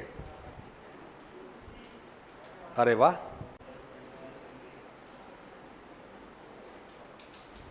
चले आगे चले एक बार। तो भाई जिस तरह से आपने कहा कि अमेरिका में इस विषय के विकास का श्रेय जॉन डीवी को दिया जाता है, ठीक वैसे ही 1935 के बाद में जब हम भारत की बात करें तो भारत में गरीब व्यक्ति इसलिए क्योंकि उसके व्यवहार से, उसके व्यक्तित्व से गरीबी झलकती थी, लेकिन व्यवहार से बड़ा अमीर दिखता था। तो एक गरीब व्यक्ति दिखने वाला, जिसने आंखों के ऊपर बड़े बड़े से चश्मे लगा रखे थे, हाथ में एक लाठी पकड़ रखी थी, एक धोती को लपेट रखा था, दूसरे को ऊपर लपेट रखा था, और वो व्यक्ति एक कोटेशन बोल रहा है। और उसका कोटेशन क्या था जरा ध्यान से सुनना, इम्तिहान में आया हुआ कोटेशन है। वो कह रहा है कि मैं हिंदुस्तान के लिए एक ऐसी शिक्षा प्रणाली की नींव रखने जा रहा हूं जो बालकों को आत्मनिर्भर एवं स्वावलंबी बनाती हो। पहले भी आई हुई है ये कोटेशन, ये पहले भी हमने सुनी हुई है। ये कहते कि जब उसने ये कोटेशन रखी थी तो ये वही कोटेशन है जिससे भारत से सामाजिक अध्ययन का प्रारंभ माना जाता है। तो यदि कोई आपसे पूछेगा कि भारत में सामाजिक अध्ययन का विकास कौन से व्यक्ति के कथन से माना जाता है, तो आपका जवाब रहेगा महात्मा गांधी। और उसका कौन सा कोटेशन, मैं भारत के लिए, हिंदुस्तान के लिए एक ऐसी शिक्षा प्रणाली की नींव रखने जा रहा हूं जो बालकों को आत्मनिर्भर एवं स्वावलंबी बनाती हो। कहते कि साहब इस शिक्षा नीति को, महात्मा गांधी के इसी विचार को, ये चीज़ें पढ़ चुके हो पहले, सारी याद होगी आप लोगों को, इन्हीं को नाम दे दिया गया बुनियादी शिक्षा प्रणाली या बुनियादी शिक्षा नीति। और इसी बुनियादी शिक्षा नीति के विचार को एक प्रस्ताव का रूप देकर डॉक्टर जाकिर हुसैन ने अक्टूबर 1937 में एक सम्मेलन में रख दिया जिसे नाम दिया जाता है वर्धा शिक्षा सम्मेलन। और उस वर्धा शिक्षा सम्मेलन में इस शिक्षा नीति के जो प्रारूप बनाए उसमें मुख्यतः 3 बिंदु बड़े शामिल किए गए। तीनों के नाम मैंने पहले याद करवा रखे आप लोगों को, जब हम लोगों ने एजुकेशन सिनेरियो पढ़ा था, परिचय में बता दिया था मैंने। पहले में रखा था कि 7 से लेकर 14 वर्ष के जो बालक होंगे उनकी शिक्षा निःशुल्क एवं अनिवार्य रहेगी। दूसरा मैंने बताया था कि शिक्षा का जो माध्यम है ये मातृभाषा ही रहेगी। और तीसरा बताया था कि शिक्षा का जो स्वरूप है ये क्रियात्मक होना चाहिए। तो ये 3 बातें हम पहले पढ़ चुके हैं। महात्मा गांधी को पहले पढ़ चुके थे। महात्मा गांधी के विचार को बुनियादी शिक्षा नीति या बेसिक एजुकेशन पॉलिसी कहते हैं, पहले पढ़ चुके थे। और इनका प्रस्ताव बनाकर वर्धा शिक्षा सम्मेलन में रखने वाला व्यक्ति डॉक्टर जाकिर हुसैन था, ये आप पढ़ चुके हो। 3 महत्वपूर्ण बातें थी उस प्रस्ताव की। पहला, 7 से 14 वर्ष की शिक्षा निःशुल्क और अनिवार्य होनी चाहिए। शिक्षा का माध्यम मातृभाषा होनी चाहिए। और तीसरा जवाब दिया कि शिक्षा का स्वरूप क्रियात्मक होना चाहिए। तो ये तीनों बातों को एक बार हम कॉपी में लिखेंगे। हेडिंग आप बना चुके हो और उसमें लिखा आप लोगों ने सामाजिक अध्ययन एवं भारत। चलिए आगे लौटते हैं और इसमें लिखा हम लोगों ने भारत में सामाजिक अध्ययन, भारत में सामाजिक अध्ययन का शुभारंभ। ये बात थोड़ा सा ध्यान इतना सा रखना कि ये जो सामाजिक अध्ययन का जो पार्ट है ये आप लोगों ने पहले नहीं पढ़ा हुआ है, क्योंकि रीट में आता नहीं था ये, और हमें वैसे भी ज़रूरत नहीं है। तो रीट में हमने केवल 2 ही सब्जेक्ट पढ़े थे, एक तो ईवीएस और दूसरा मैथ्स। तो ये नया पार्ट है, इसमें थोड़ा सा गंभीरता से पढ़ना है, क्योंकि नई चीज़ें वन टाइम में समझ में आ जाए तो मज़ा आ जाता है, बाद में पढ़ना उनको रटना पड़ता है तो कोई फ़ायदा नहीं है। तो आप बिंदास होकर पढ़ना, जहाँ समझ में नहीं आए मुझे दोबारा पूछना कि सर दोबारा बता दो ये वाली बात समझ में नहीं आई, लेकिन बिना सीखे हुए नहीं जाना है। सामाजिक अध्ययन का शुभारंभ महात्मा गांधी के इन कथनों से माना जाता है। महात्मा गांधी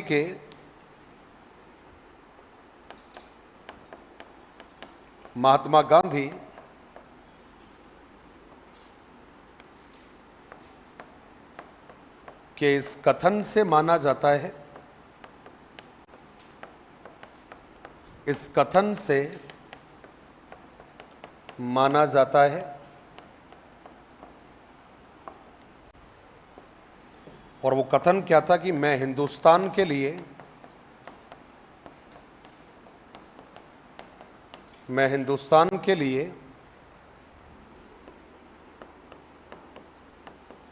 एक ऐसी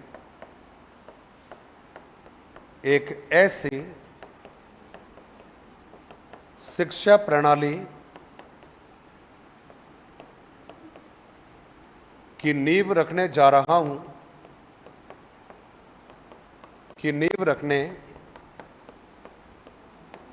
जा रहा हूं, जो बालकों को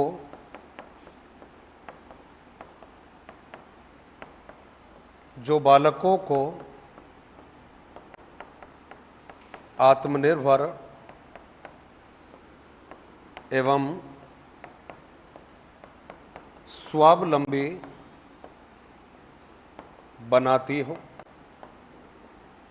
ये देखिए आपने एक जवाब आपको दे दिया है कि मैं हिंदुस्तान के लिए एक ऐसी शिक्षा प्रणाली की नींव रखने जा रहा हूं जो बालकों को आत्मनिर्भर एवं स्वावलंबी बनाती हो।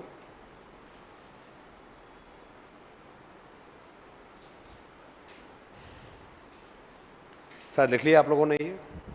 नेक्स्ट लाइन में चलते हैं और उसमें लिखेंगे आपको मालूम होना चाहिए कि कहाँ बात करनी है और कहाँ बात नहीं करनी है ना। ये सफलता के लिए बहुत ज़्यादा ज़रूरी है। ये जहाँ बात करना ज़रूरी है वहाँ बात करना चाहिए, कोई दिक्कत नहीं है। लेकिन जहाँ बात करना ज़रूरी नहीं है वहाँ बात नहीं करना चाहिए। जब बात सम्मान, इज्जत और चरित्र की आ जाए, है ना, जब बात इज्जत, चरित्र और सम्मान की आ जाए तो बोलना भी जरूरी है और टकराना भी जरूरी है। लेकिन जब ये तीनों ही विषय नहीं हो तब बोलना जरूरी नहीं है। एक तालाब में 3 दोस्त रहते थे। एक तालाब में 3 दोस्त रहते थे। पहले दोस्त का नाम था कछुआ, दूसरे दोस्त का नाम था हंस और तीसरे दोस्त का नाम था हंस। हंस, हंस और कछुआ बड़ी प्यारी जमती थी तीनों की। गपशप मारते थे आराम से बैठकर, फुर्सत के पल में साथ गुजारते थे। कभी कभी छोटी मोटी घूमने जाना होता था, साथ ही जाते थे। अब एक साल क्या हुआ, बारिश कम हुई। अब जब बारिश कम हुई तो जिस तालाब में वो रहते थे उसका पानी धीरे धीरे सूखने लगा और सूखते सूखते इस लेवल पर पानी पहुंच गया कि उसमें जिंदा रहना बड़ा मुश्किल हो गया था। तो ऐसे में कुछ जो पशु थे, पंछी थे, बेचारों ने गर्मी की वजह से दम तोड़ना स्टार्ट कर दिया। कुछ लोग उड़कर दूसरी जगह चले गए थे। अब ऐसे में दोनों जो हंस थे वो सुबह सुबह उड़ जाते, कभी दोपहर को आते, कभी शाम को वापस आते। अब ये बात कछुआ के पेट में बड़े दर्द करती थी। ये कछुआ समझ गया कि ये बेटा कोई ना कोई तिगड़म में लगे हुए है ये। तो जब भी वो वापस आते कछुआ उनके पास आकर बैठ जाता, बात करता उनसे, लेकिन वो ज़्यादा कुछ बताते नहीं थे क्योंकि वो कछुआ के व्यवहार से भी बड़े परेशान थे। कछुए की बुराई ये थी कि वो बड़बड़ ज़्यादा करता रहता था, वो ज़्यादा बातें ज़्यादा करता था, वो कमेंटबाजी ज़्यादा करता था। तो थोड़े से वो परेशान भी रहते थे, लेकिन फाइनली वो ये कहते भी थे कोई बात नहीं, यार है हमारा। तो इस बात को वो बर्दाश्त भी कर लेते थे। एक दिन क्या हुआ कि दोनों हंस वापस आते बड़े खुश नज़र आ रहे थे। कछुआ भागकर उनके पास आया और बोला कि यार बड़े मुस्कुरा रहे हो, आज तो कोई ख़ास बात है? तो उन्होंने कह दिया कि हाँ यार ख़ास बात तो है। हमने पास में एक तालाब देखा है, पानी से बिल्कुल भरा हुआ है, चारों तरफ हरियाली है। अब हम कल तो वहाँ सुबह जाने वाले हैं। अब इस बात को सुनकर कछुए का मूड ख़राब तो होना तय था। बेचारा मुंह लटका कर बोला, तो अच्छा तुम लोग चले जाओगे, फिर मेरा क्या होगा? अरे भाई मैं तो यही मरूंगा, मैं चल तो सकता नहीं हूँ। अब दोनों हंसों ने कहा, कौन कमबख्त कह रहा है कि तेरे को छोड़ के जाएंगे? दोस्त है तू हमारा, तुझे हमारे साथ ही लेकर चलेंगे। वो बड़ा खुश हुआ, लेकिन उन्होंने पहले ही कह दिया कि देख तुझे तभी लेकर चलेंगे जब तू हमारी बात को मानेगा, और यदि तू हमारी बात को नहीं मानेगा तो तुम्हें हरगिज लेकर चलने वाले नहीं है। कछुआ ने पूछा, यार जो कहोगे मानूंगा, बस तुम मुझे मेरे को अपने साथ लेकर चलो। बोला पक्का लेकर चलेंगे, लेकिन वादा करना पड़ेगा कि तू जब तक कुछ नहीं बोलेगा जब तक हमें तुझे बोलने के लिए ना कहे। कछुआ ने उसी समय पर प्रॉमिस कर दिया, बोला दिया, वादा किया, जब तक तुम लोग नहीं कहोगे मैं कुछ भी बोलने वाला नहीं हूँ। तो इस बात को डन होने के बाद में उन्होंने कहा कि सुबह मिलते हैं। सुबह हम निकलने वाले हैं उस नए तालाब की तरफ। अब सब लोग बढ़िया भैया सो जाते हैं रात को। कछुआ बाबू को कहाँ नींद आती है। कछुआ बाबू तो सुबह सुबह जग गया, ये तैयार होकर टाई वाई बांध के बिल्कुल जन्न बन के बैठा था। बोला चलो कब चलना है, अभी तुम अभी तक सो रहे, ऐसे काम थोड़ी चलता है। बेचारे दोनों हंसों ने बड़ी मुश्किल से अपना मुंह धोया। एक ने दूसरे की तरफ इशारा किया और एक जाकर एक लकड़ी उठाकर लाता है और फटाक से उसको अपने मुंह में ले लेता है। दूसरे टुकड़े को, दूसरे एंड को वो दूसरे हंस की तरफ दे देता है, वो दूसरा भी उसको ले लेता है और इशारा करते कि भैया पकड़ ले इसको। बड़ा प्यारा सीन था। एक हंस ने इधर से पकड़ा, दूसरे हंस ने इधर से पकड़ा और बीच में आ गया कछुआ बाबू। अब भाई साहब पकड़ते ही तीनों दोस्त हवा में उड़ते चले। क्या कमाल का सीन रहा होगा, 3 यार अलबेले हवा में आसमान में उड़ते हुए जा रहे हैं। लोग जो थे बड़े कमेंट्स मार रहे थे उनको देखकर।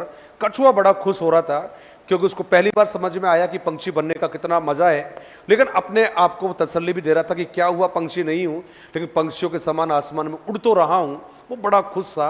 अब कहते हैं कि साहब धीरे धीरे वो तालाब नज़दीक आ रहा था तो उनकी ऊंचाई धीरे धीरे कम होने लगी। अब कहते हैं कि कुछ लोगों की, कुछ बच्चों की नज़रें उन पर पड़ी और लोग थे, बच्चे थे, कमेंट्स मारने लगे, देखो देखो कछुए को पकड़कर कोई ले जा रहा है, देखो देखो कछुए को किडनैप कर लिया है, देखो देखो कछुआ लकड़ी के चिपक गया है। अब इस तरह के कमेंट सुन सुनकर कछुए का दिमाग खराब हो रहा था। वो गर्दन तो हिला रहा था, ऐसे करके लोग समझ रहे थे देखो देखो जबरदस्ती इसको लेकर जा रहे हैं, देखो देखो बेचारा कछुआ कैसे छटपटा रहा है। फाइनली कछुआ ने बोला मुझे पकड़ा थोड़ी है, और ये बोलते ही कछुआ आया नीचे और हो गया राम नाम सत्य है। वो दोनों नीचे आते हैं और नीचे आने के बाद में 2 मिनट का शोक मनाते हैं और कहते हैं कहा ना दोस्त, तेरे को बोलना नहीं था, तेरा यही बाचालपन तुझे आज हमेशा के लिए लेकर चला गया। वो शोक सभा करते हैं और भाई साहब नए तालाब में जाकर बड़े खुशी खुशी रहते हैं। ये कहानी इस मैसेज से भरी हुई है कि हमें मालूम होना चाहिए हमें कब बोलना है और कब नहीं बोलना है। कई बार बोलना श्रेयस्कर होता है, रिपीट कर रहा हूं, कई बार बोलना श्रेयस्कर होता है और यकीन मानना कई बार नहीं बोलना भी श्रेयस्कर होता है। बोलने का जो परिणाम है, मैंने कहा कि जब मामला इज्जत चरित्र और सम्मान का आ जाए तो बोलना और टकराना भी जरूरी है, लेकिन जब ऐसा विषय नहीं हो तो चुप रहने का भी कोई फायदा नहीं है। इतिहास कभी भीष्म पितामह को माफ नहीं कर सकता, कभी माफ नहीं कर सकता। जब बंदा अपने जीवन के अंतिम दिनों में, जिनको आप धनुष और बाण कह रहे हो, सरकंडे कहते हैं उनको, वो सरकंडे के ऊपर जब उसका शरीर पड़ा हुआ था तो सारे के सारे जो कौरव थे, पांडव थे, उनकी आंखों में आंसू थे और उसको वहां पड़ा पड़ा देखकर द्रौपदी हंस रही थी। और जब द्रौपदी हंस रही थी तो किसी को नहीं बुलाया भीष्म ने, ना कौरव को बुलाया, ना पांडव को बुलाया, ना अर्जुन को बुलाया। उसने केवल द्रौपदी को बुलाया और बुलाकर एक ही बात पूछा कि पुत्र वधू तू आज क्यों हंस रही है जबकि मैं इतनी पीड़ाओं में हूं। तो उसने यही कहा था कि पिता मैं, जिस दिन मैं पीड़ा में थी उस दिन आप भी तो खड़े खड़े आनंद ले रहे थे। तो ओवरऑल यही मैसेज आता है कि हमें मालूम होना चाहिए हमें कहाँ बोलना है और कहाँ नहीं बोलना है। कई बार नहीं बोलने से बीमारियों से बच जाते हैं और कई बार बोलकर बीमारियों को कम भी कर देते हैं। तो जल्दी बताइए हालचाल कैसे है आप लोगों के? पक्का नौकरी लगनी है? कब नौकरी लगनी है? अब नौकरी लगनी है अब के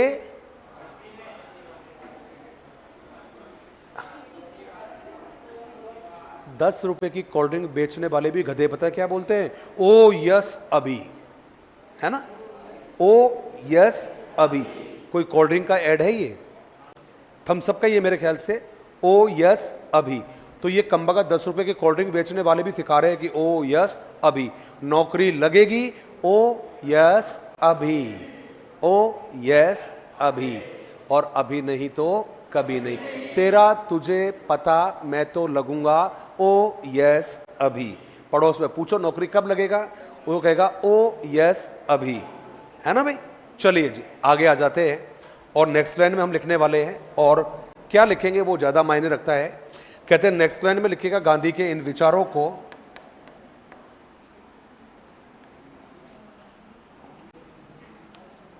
गांधी के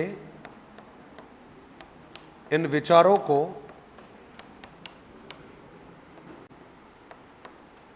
बुनियादी शिक्षा नीति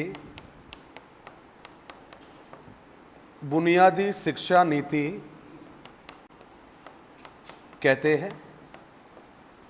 बुनियादी शिक्षा नीति कहते हैं,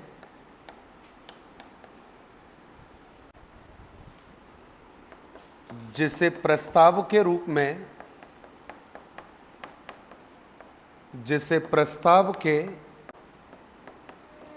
में वर्धा शिक्षा सम्मेलन में, हाँ जी जी फेमस है यार ये तो काफी, क्योंकि गांधी जी को भी मौका मिला था यहां पर अपने विचारों का प्रतिनिधित्व करने का। वर्धा शिक्षा सम्मेलन में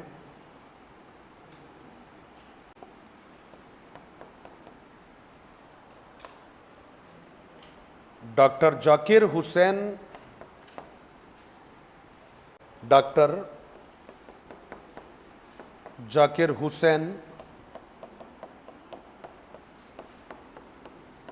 ने अक्टूबर 1937 में प्रस्तुत किया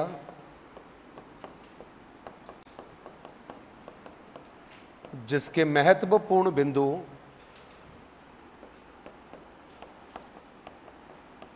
जिसके महत्वपूर्ण बिंदु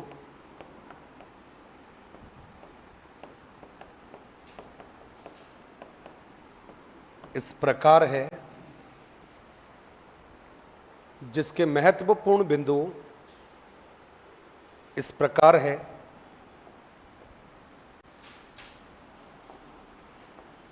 पहला है 7 से 14 वर्ष के बालकों को, या 7 से 14 वर्ष की डायरेक्टली कहते थे, 7 से 14 वर्ष की शिक्षा निःशुल्क एवं अनिवार्य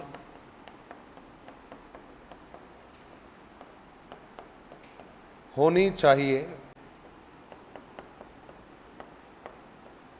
पहला जवाब है 7 से 14 वर्ष की शिक्षा निःशुल्क एवं अनिवार्य होनी चाहिए, पहला जवाब है। दूसरा जवाब लिखेंगे शिक्षा का माध्यम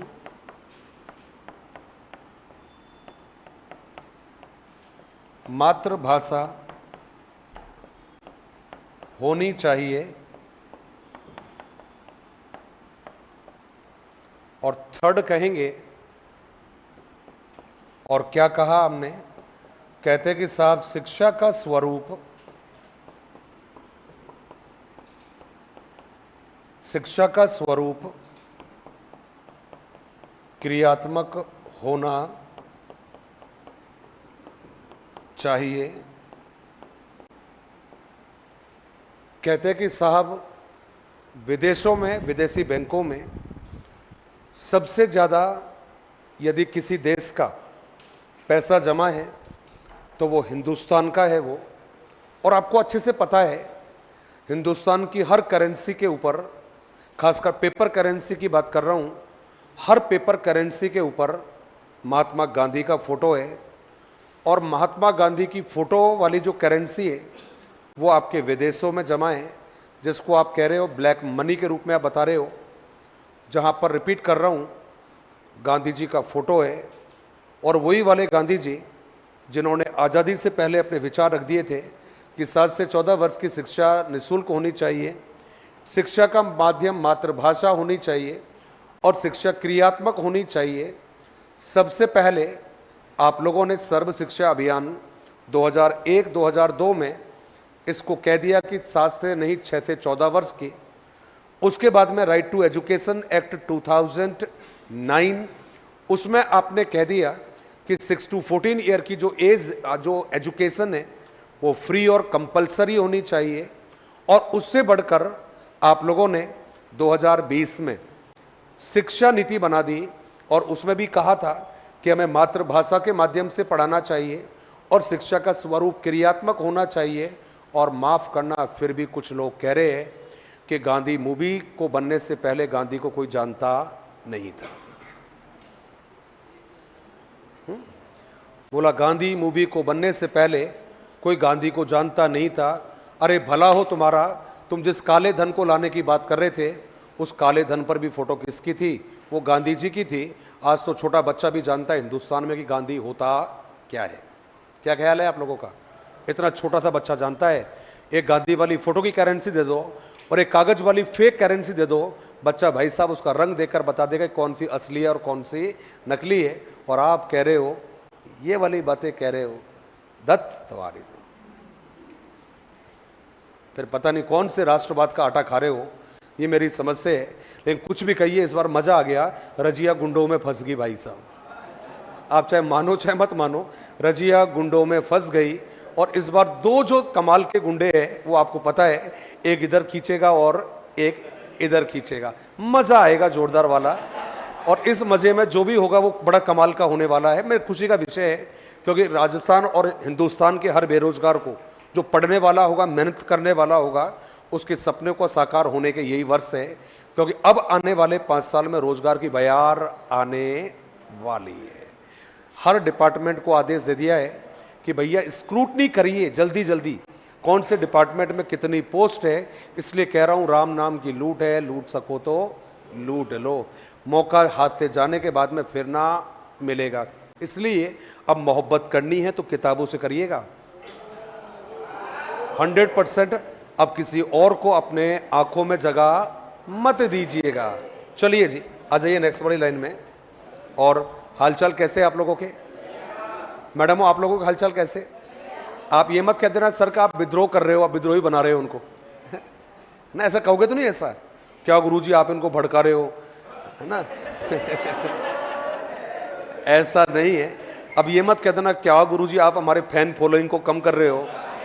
अरे साहब, कुछ ऐसे कलाकार होते हैं उनको कहीं पर भी रखा जाए उनकी दुम सीधी होने वाली नहीं है, तो आप बिल्कुल घबराना मत, ऐसा कुछ नहीं होने वाला है। चलिए जी, आगे आ जाइए। और ये बात हमने कर ली है। और अब देखिए कुछ पॉइंट जो है बड़े इंटरेस्टिंग आने वाले हैं। और उसमें सबसे पहला प्रश्न है कि ये तो हमें मालूम है कि बेसिक एजुकेशन पॉलिसी, क्योंकि पहले पढ़ा हुआ था तो मैंने ज़्यादा जोर नहीं दिया इनके ऊपर।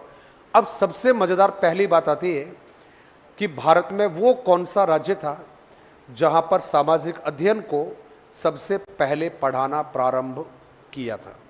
तो ध्यान रखना, भारत में सामाजिक अध्ययन को आज़ादी के जस्ट बाद में ही पढ़ाना प्रारंभ कर दिया था। और ये वर्ष बनता है 1949। और सामाजिक अध्ययन को सबसे पहले 1949 में जिस राज्य में पढ़ाना स्टार्ट किया, उस राज्य को आज भी 5 नदियों के देश के नाम से जाना जाता है। ये वही वाला 5 नदियों का देश है जिसके पड़ोस में या पड़ोस में वो राज्य पड़ता था, जिसके 5 गांवों के लिए महाभारत का युद्ध लड़ा गया था, है ना। वो 5 गांव जिसकी मांग पांडवों ने की थी कि हम तो अपना गुजर बसर कर लेंगे, बस केवल दुर्योधन हमें कितने गांव दे दे, 5 गांव दे दे। और माफ करना दोस्त, चाहे 5 नदियों का मामला हो, चाहे 5 गांव का मामला हो, दुर्योधन इतना मूर्ख नहीं था कि वो 5 गांव दे देता। तभी तो उसने कहा था कि 5 गांव छोड़िए, मैं तो एक सुई की नोक के बराबर जगह देने वाला नहीं हूं। आप भी सोचते होंगे अजीब मूर्ख आदमी था, लंपट आदमी था, 5 गांव दे देता तो कम से कम लड़ाई तो नहीं होती। अरे दोस्त, वो 5 गांव नहीं थे, उनको महाभारत में कहा गया है 5 पथ कहा गया है। क्या कहा गया है? 5 पथ कहा गया है। और 5 पथ आज भी यूपी में है। चाहे सोनी पथ की बात कर लेना, चाहे पानी पथ की बात कर लेना, भाग पथ की बात कर लेना, ये जो 5 जो पथ गिनाए गए हैं, ये 5 वो गांव थे जो यमुना नदी के किनारे पड़ते थे, जो कि उस समय पर भी और जो आज के समय में भी सबसे उर्वरक माने जाते हैं। अब आप बताइए, पूरे हस्तिनापुर की जो अनाज की जो पूर्ति थी वो उन्हीं 5 गांवों से की जाती थी जो किन्होंने मांगे थे? पांडवों ने मांगे थे। तो आप सोचिए जरा, उस 5 नदियों के पास वाले 5 गांव भला कैसे पांडव को मिल जाते। इसलिए वो 5 नदियों का देश, जिसको आज राज्य कहते हैं, हमेशा से ही एडवांस रहा है। आज उसको अनाज का कटोरा भी कहा जाता है पंजाब को। यही कारण है कि साहब वहाँ पर सबसे पहले 1949 में सामाजिक अध्ययन को पढ़ाना प्रारंभ किया। और ये जो सामाजिक अध्ययन था, ये कोई अनिवार्य विषय नहीं था। पंजाब बोर्ड को लगा कि हमें पढ़ाना चाहिए तो उसको पढ़ाना स्टार्ट कर दिया, लेकिन भारत में अभी लागू नहीं हुई। भारत में लागू होती है जब हिंदुस्तान में एक आयोग का गठन हुआ और उस आयोग को नाम दिया जाता है माध्यमिक शिक्षा आयोग। क्या नाम दिया गया? माध्यमिक शिक्षा आयोग। कब गठन किया गया था? 1952 में। और जिसको दूसरा नाम भी दिया था आपने, मुदालियर शिक्षा आयोग। तो ये जो मुदालियर शिक्षा आयोग है, जिसको हमने माध्यमिक शिक्षा आयोग भी कहा है, कारण क्योंकि माध्यमिक शिक्षा आयोग या मुदालियर जो आयोग था, उसको ये जिम्मेदारी दी गई कि आपको हिंदुस्तान की जो माध्यमिक शिक्षा है उसका अध्ययन करना है, उसकी समीक्षा करनी है। इसलिए उसको नाम क्या दे दिया गया? माध्यमिक शिक्षा आयोग। इस आयोग के जो अध्यक्ष थे वो बनाए गए थे डॉक्टर लक्ष्मण स्वामी मुदालियर, जो कि मद्रास विश्वविद्यालय के उप कुलपति थे। क्योंकि आपको अच्छे से मालूम है, स्टेट की जो यूनिवर्सिटी होगी उसका कुलपति होता है गवर्नर, और 22 चांसलर होता है उसका वो व्यक्ति जिसको राजस्थान या जो भी सरकार होगी उसका गवर्नर उसको तय करता है। ठीक वैसे ही जैसे सेंट्रल जो यूनिवर्सिटीज़ है उनका चांसलर होता है प्रेसिडेंट ऑफ इंडिया, और 22 चांसलर वो होता है जिसको सरकार नियुक्त करती है। तो पूरा कॉन्सेप्ट समझिएगा। कहते कि साहब हमारे यहाँ पर सितंबर 1952 में एक आयोग बना जिसको नाम दिया गया मुदालियर आयोग। चूंकि उसके अध्यक्ष का नाम था डॉक्टर लक्ष्मण स्वामी मुदालियर, तो उसी के नाम पर नाम पड़ गया मुदालियर आयोग, जिसको काम दिया गया कि भारत में माध्यमिक शिक्षा की जो स्थिति है उसकी समीक्षा करनी है ताकि उसके लेवल को सुधारा जा सके। इसलिए उसको सेकेंडरी एजुकेशन कमीशन या माध्यमिक शिक्षा आयोग भी कहा जाता है।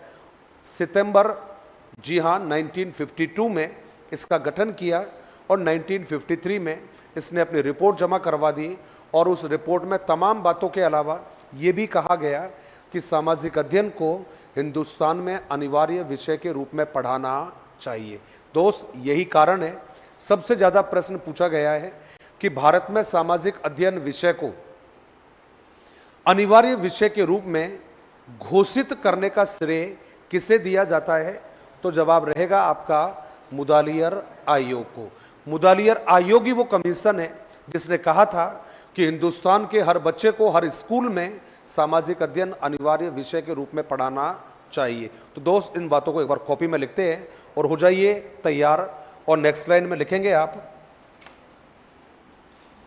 उसमें लिखा आप लोगों ने, भारत में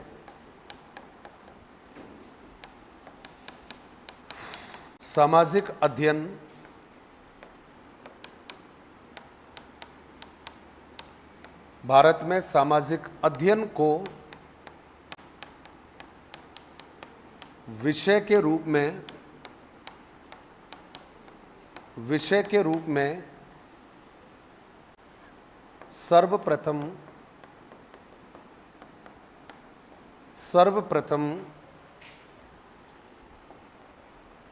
पंजाब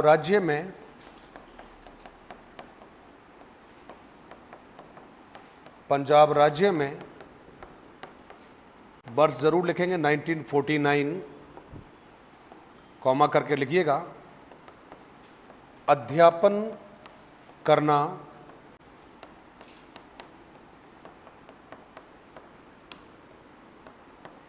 प्रारंभ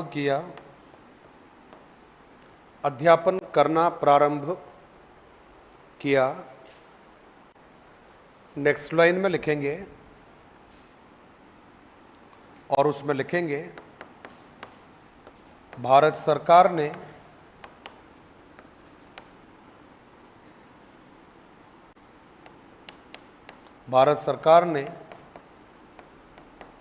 माध्यमिक शिक्षा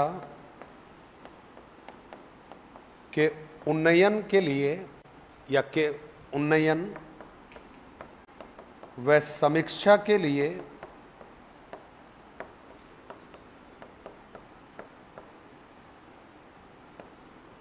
सितंबर 1952 में मुदालियर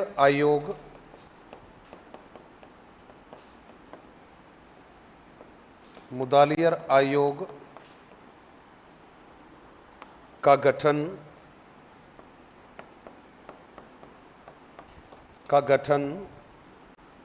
डॉक्टर लक्ष्मण स्वामी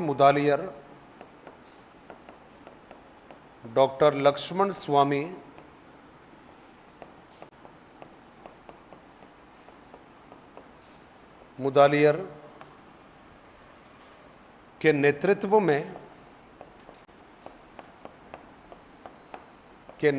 में किया गया, जो मद्रास विश्वविद्यालय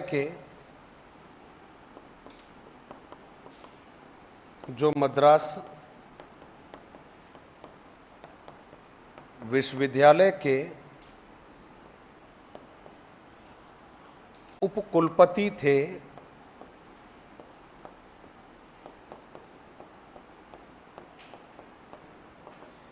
जो मद्रास विश्वविद्यालय के उपकुलपति थे, ये हमने लिखा है। हाँ जी, 23 सितंबर 1952 और अगस्त 1953 में इसने अपनी रिपोर्ट जमा करवा दी थी। लिखा तो आगे चले फिर एक बार नेक्स्ट लाइन में चलते हैं, और अगली जो लाइन है उसमें लिखेंगे। हाँ जी, वापस लेना है क्या? मैं समझ गया था यार, मैं कहीं से आवाज़ नहीं आ रही थी इसलिए फिर मैं। तो अभी यहाँ से जाने के बाद में 1 घंटे तो आपको शाम का इंतज़ाम करने में लग जाता होगा मेरे ख्याल से, तो या ज़्यादा लगता है? 1 घंटे में हो जाता होगा काम। शाम के भोजन व्यवस्था 1 घंटे में तैयार हो जाती होगी। अरे यार क्या बात कर रहा है यार कौन सा यार, 1 घंटा काफ़ी होता है क्या? क्या? अरे यार, तो लड़ाई बाद में भी हो सकती है ना 1 घंटे में। और वैसे भी भूखे पेट भजन कहाँ होते हैं भाई? क्लास कितने बजे स्टार्ट होती है शाम को आपकी? 3 बजे। तो 2 बजे के आसपास, 2 भी कहाँ, 1 बजे के आसपास खाना खाते होंगे आप लोग, 12 साढ़े 12 के आसपास, 1 बजे। तो 1 बजे यदि एवरेज खाना खाया और 1 बजे के बाद में जब आप 8 बजे पहुंचते हो, 7 घंटे बाद में इतनी ताकत होती है कि लड़ाई कर ले पहले, या पहले भोजन कर ले फिर लड़ाई कर लेंगे?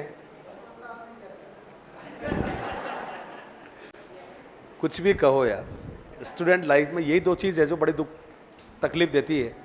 बर्तन साफ करना, कांधा काटना, आटे को ठीक करना, लहसुन छीलना और कपड़े धोना, है ना? मानना पड़ेगा।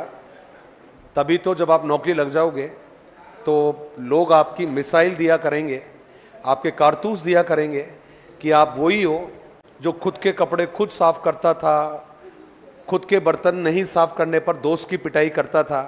तो ये बातें आपके तरक्की का जो लेटर लिखा जाएगा उसमें लिखी जाएगी। तो कोई बात नहीं, नेक्स्ट लाइन में हम लिख लेते हैं। और उसमें कहा आप लोगों ने, इस आयोग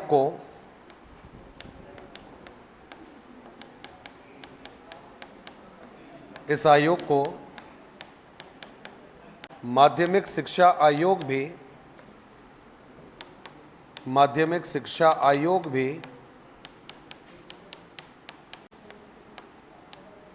बस बस बस बस बस।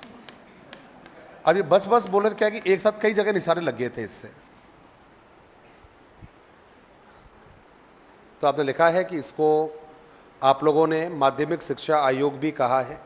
आपको याद दिला देता हूँ, कहीं भूल नहीं गए हो आप लोग, ये वही आयोग है जिसने सिफारिश की थी कि हर राज्य में माध्यमिक शिक्षा के स्तर को ऊंचा उठाने के लिए राज्य स्तरीय बोर्डों का गठन होना चाहिए। इसीलिए राजस्थान में भी जो माध्यमिक शिक्षा बोर्ड का गठन हुआ है उसमें किसका भी योगदान माना जाता है? तो जवाब है आपका मुदालियर आयोग का। क्यों भाई? क्योंकि बीएसईआर माध्यमिक शिक्षा बोर्ड का संबंध माध्यमिक शिक्षा से है और ये कमीशन का संबंध भी कौन सी शिक्षा से? माध्यमिक शिक्षा से। तो ये सुझाव दिया था कि हर राज्य में एक माध्यमिक शिक्षा बोर्ड का गठन होना चाहिए। अब मुझे बताइए साहब, 1952 में इसने घोषणा करने के लिए रिसर्च कर लिया, 53 में इन्होंने घोषणा कर दी कि भैया अनिवार्य विषय के रूप में पढ़ाना चाहिए। छोटा सा प्रश्न परीक्षा में आया हुआ है। फिर भारत में सामाजिक अध्ययन को एक अनिवार्य विषय के रूप में कब से पढ़ाना प्रारंभ किया गया? भारत में सामाजिक अध्ययन को एक अनिवार्य विषय के रूप में कब से पढ़ाना प्रारंभ किया? तो क्या जवाब रहेगा आपका? सारा डेट आपने लिख लिया आप लोगों ने? अमूमन सारे जितना डेट बन रहे थे उतना डेट मैंने बता दिए। तो अब बताइए कब से पढ़ाना स्टार्ट किया? कब से? देखो दिमाग में होगा तो ही याद आएगा। मासूम बन के बैठे थे, कोई फायदा नहीं है। ऐसे बैठो तो पूरा दिमाग घुमा रखा है ना। दिमाग में कितनी किताबों का रिवीजन कर रहे हो पता नहीं जान। कुछ आइडिया आया या नहीं आया? आप कुछ बताने का प्रयास कर रही हो मैडम, आप है ना, कर रहे हो? लग रहा है जवाब है आपके पास। अरे वाह, हाँ मार साहब आप ही बता दो एक बार है क्या था इसका जवाब। याद रखिएगा 53 में इन्होंने अपनी रिपोर्ट सबमिट की थी, रिपोर्ट को रिव्यू किया गया, 1954 निकल चुका था और यही कारण है 1955 से। कब से? 1955 से। तो आपका जवाब रहेगा कि साहब भारत में सामाजिक अध्ययन को अनिवार्य विषय के रूप में 1955 से शिक्षण कराना प्रारंभ कर दिया था। एक जवाब है ये। और दूसरा जवाब है अनऑफिशियल प्रश्न है, थोड़ा ध्यान से सुनना। और वो प्रश्न क्या है कि भारत में सामाजिक अध्ययन को औपचारिक रूप से कौन सी कक्षा से पढ़ाना प्रारंभ किया गया? तो जवाब क्या रहेगा?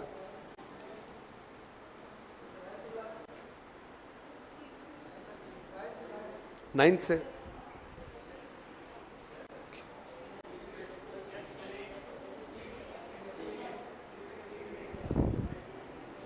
कितने सारे जवाब आ रहे हैं ना, 6 भी आ रहा है, 9th भी आ रहा है, तीसरी भी आ गया है। वाह बेटा, मौज कर दी है ना। दूसरी पहली नहीं आई कहीं से, चौथी नहीं आई कहीं से, एलकेजी भी आना था बाकी। चलिए अगला प्रश्न है, एक तो क्लियर हो गया 1955 वाला, एक बचा हुआ है कौन सी कक्षा से इसको पढ़ाना प्रारंभ किया गया। और अगला प्रश्न है कि सामाजिक अध्ययन में प्रारंभिक स्तर पर, मतलब जहाँ से इसको पढ़ाना स्टार्ट कर रहे हैं उसको मैं प्रारंभिक स्तर कह रहा हूँ। सामाजिक अध्ययन को प्रारंभिक स्तर, सामाजिक अध्ययन में प्रारंभिक स्तर पर कौन से विषय शामिल किए जाते हैं? सामाजिक अध्ययन में प्रारंभिक स्तर पर कौन से विषय शामिल किए जाते हैं? कौन से सब्जेक्ट कौन से शामिल किए जाते हैं?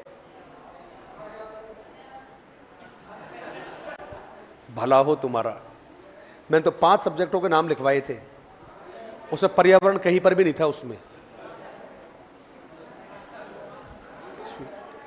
अब मुझे पूरा विश्वास हो गया, भूख लग रही है बेटा हो जोरदार। मैं प्रश्न को रिपीट कर रहा हूं, प्रारंभिक स्तर पर सामाजिक अध्ययन विषय के अंतर्गत कौन कौन से विषयों का शिक्षण कराया जाता है?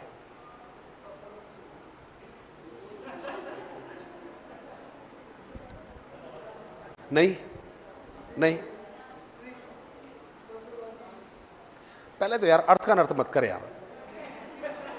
मैंने इतना जोर से पढ़ाना स्टार्ट किया, मैं बार बार कह रहा हूं कि सीक्वेंस का भी ध्यान रखना है।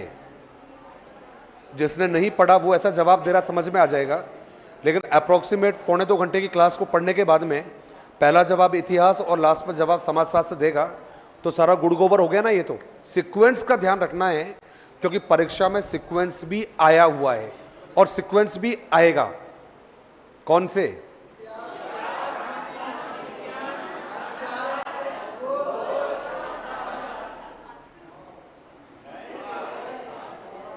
मिले सुर तुम्हारे और तुम्हारे, है ना, मिले सुर तुम्हारे और तुम्हारे, तुम्हारे ही मिले बस, और सुर ना मिले किसी का। चलिए नेक्स्ट लाइन में आ जाइए और लिखिएगा,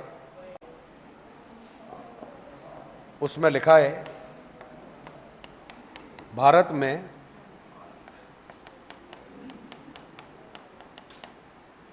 सामाजिक अध्ययन, भारत में सामाजिक अध्ययन को अनिवार्य विषय के रूप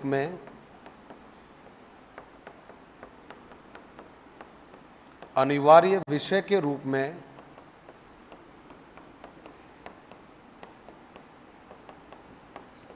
शिक्षण कराना 1955 से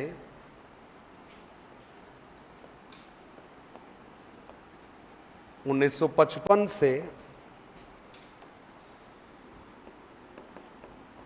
प्रारंभ किया।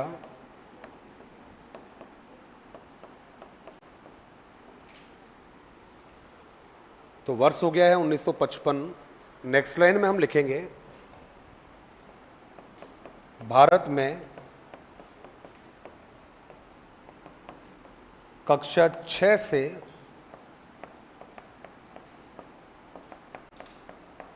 औपचारिक रूप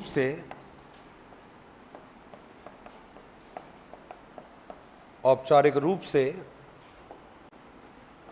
सामाजिक अध्ययन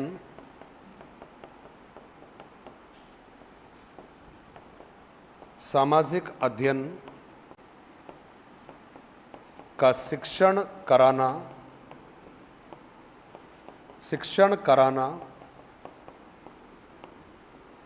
प्रारंभ होता है। तो दोनों प्रश्न यहां पर क्लियर है। पहला जवाब है 1955 से इसको अनिवार्य विषय के रूप में लागू किया। अमेरिका में, विश्व में, चलो अमेरिका भी जाने दो, विश्व में 1916 में अनिवार्य विषय बना और भारत में कब बना? 1955 में। ये तो दो प्रश्न हो गए बिल्कुल मिलते जुलते हैं। विश्व में जॉन डीवी को श्रेय देते हैं और भारत में श्रेय देते हैं महात्मा गांधी को। नेक्स्ट लाइन में आप एक हेडिंग बनाएंगे और एक बहुत प्यारी सी बात बताऊंगा मैं आप लोगों को। आज वो चीज़ याद कर लेना क्लास में जाते जाते, पर आज की क्लास में मज़ा आ जाएगा हम लोगों को। तो नेक्स्ट लाइन में जो हेडिंग आपको बनाना है, लिखवाऊंगा, बस केवल हेडिंग ही लिखवाऊंगा, आगे कुछ नहीं लिखवाऊंगा, लेकिन मुझे चीज़ समझानी थी कोई आपको। और उसमें केवल लिख दीजिएगा भारत में सामाजिक अध्ययन, भारत में सामाजिक अध्ययन का प्रारूप, ये आपने हेडिंग बनाया है, भारत में सामाजिक अध्ययन का प्रारूप।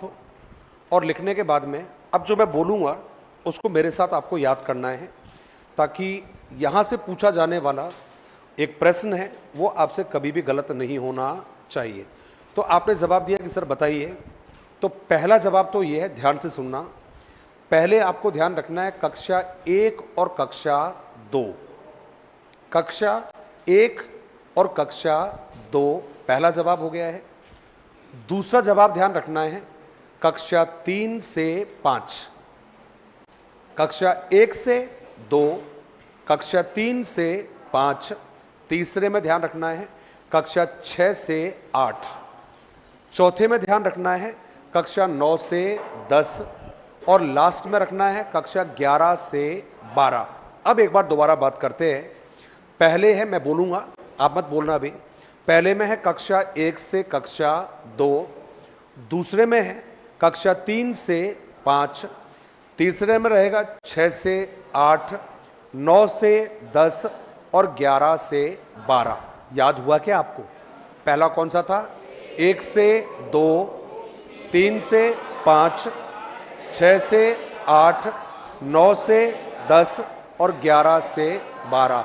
दरअसल में ये लेवल माने जाते हैं जहाँ पर शिक्षण कराने का काम किया जाता है। लास्ट बार बोल रहा हूँ, 1 से 2, 3 से 5, 6 से 8, 9 से 10, 11 से 12। 11 से 12 आपकी मर्जी। धन्यवाद। जय हिंद, जय भारत। 11 से 12 में मर्जी इसलिए बोला क्योंकि आपकी मर्जी होती है आपको क्या पढ़ना है।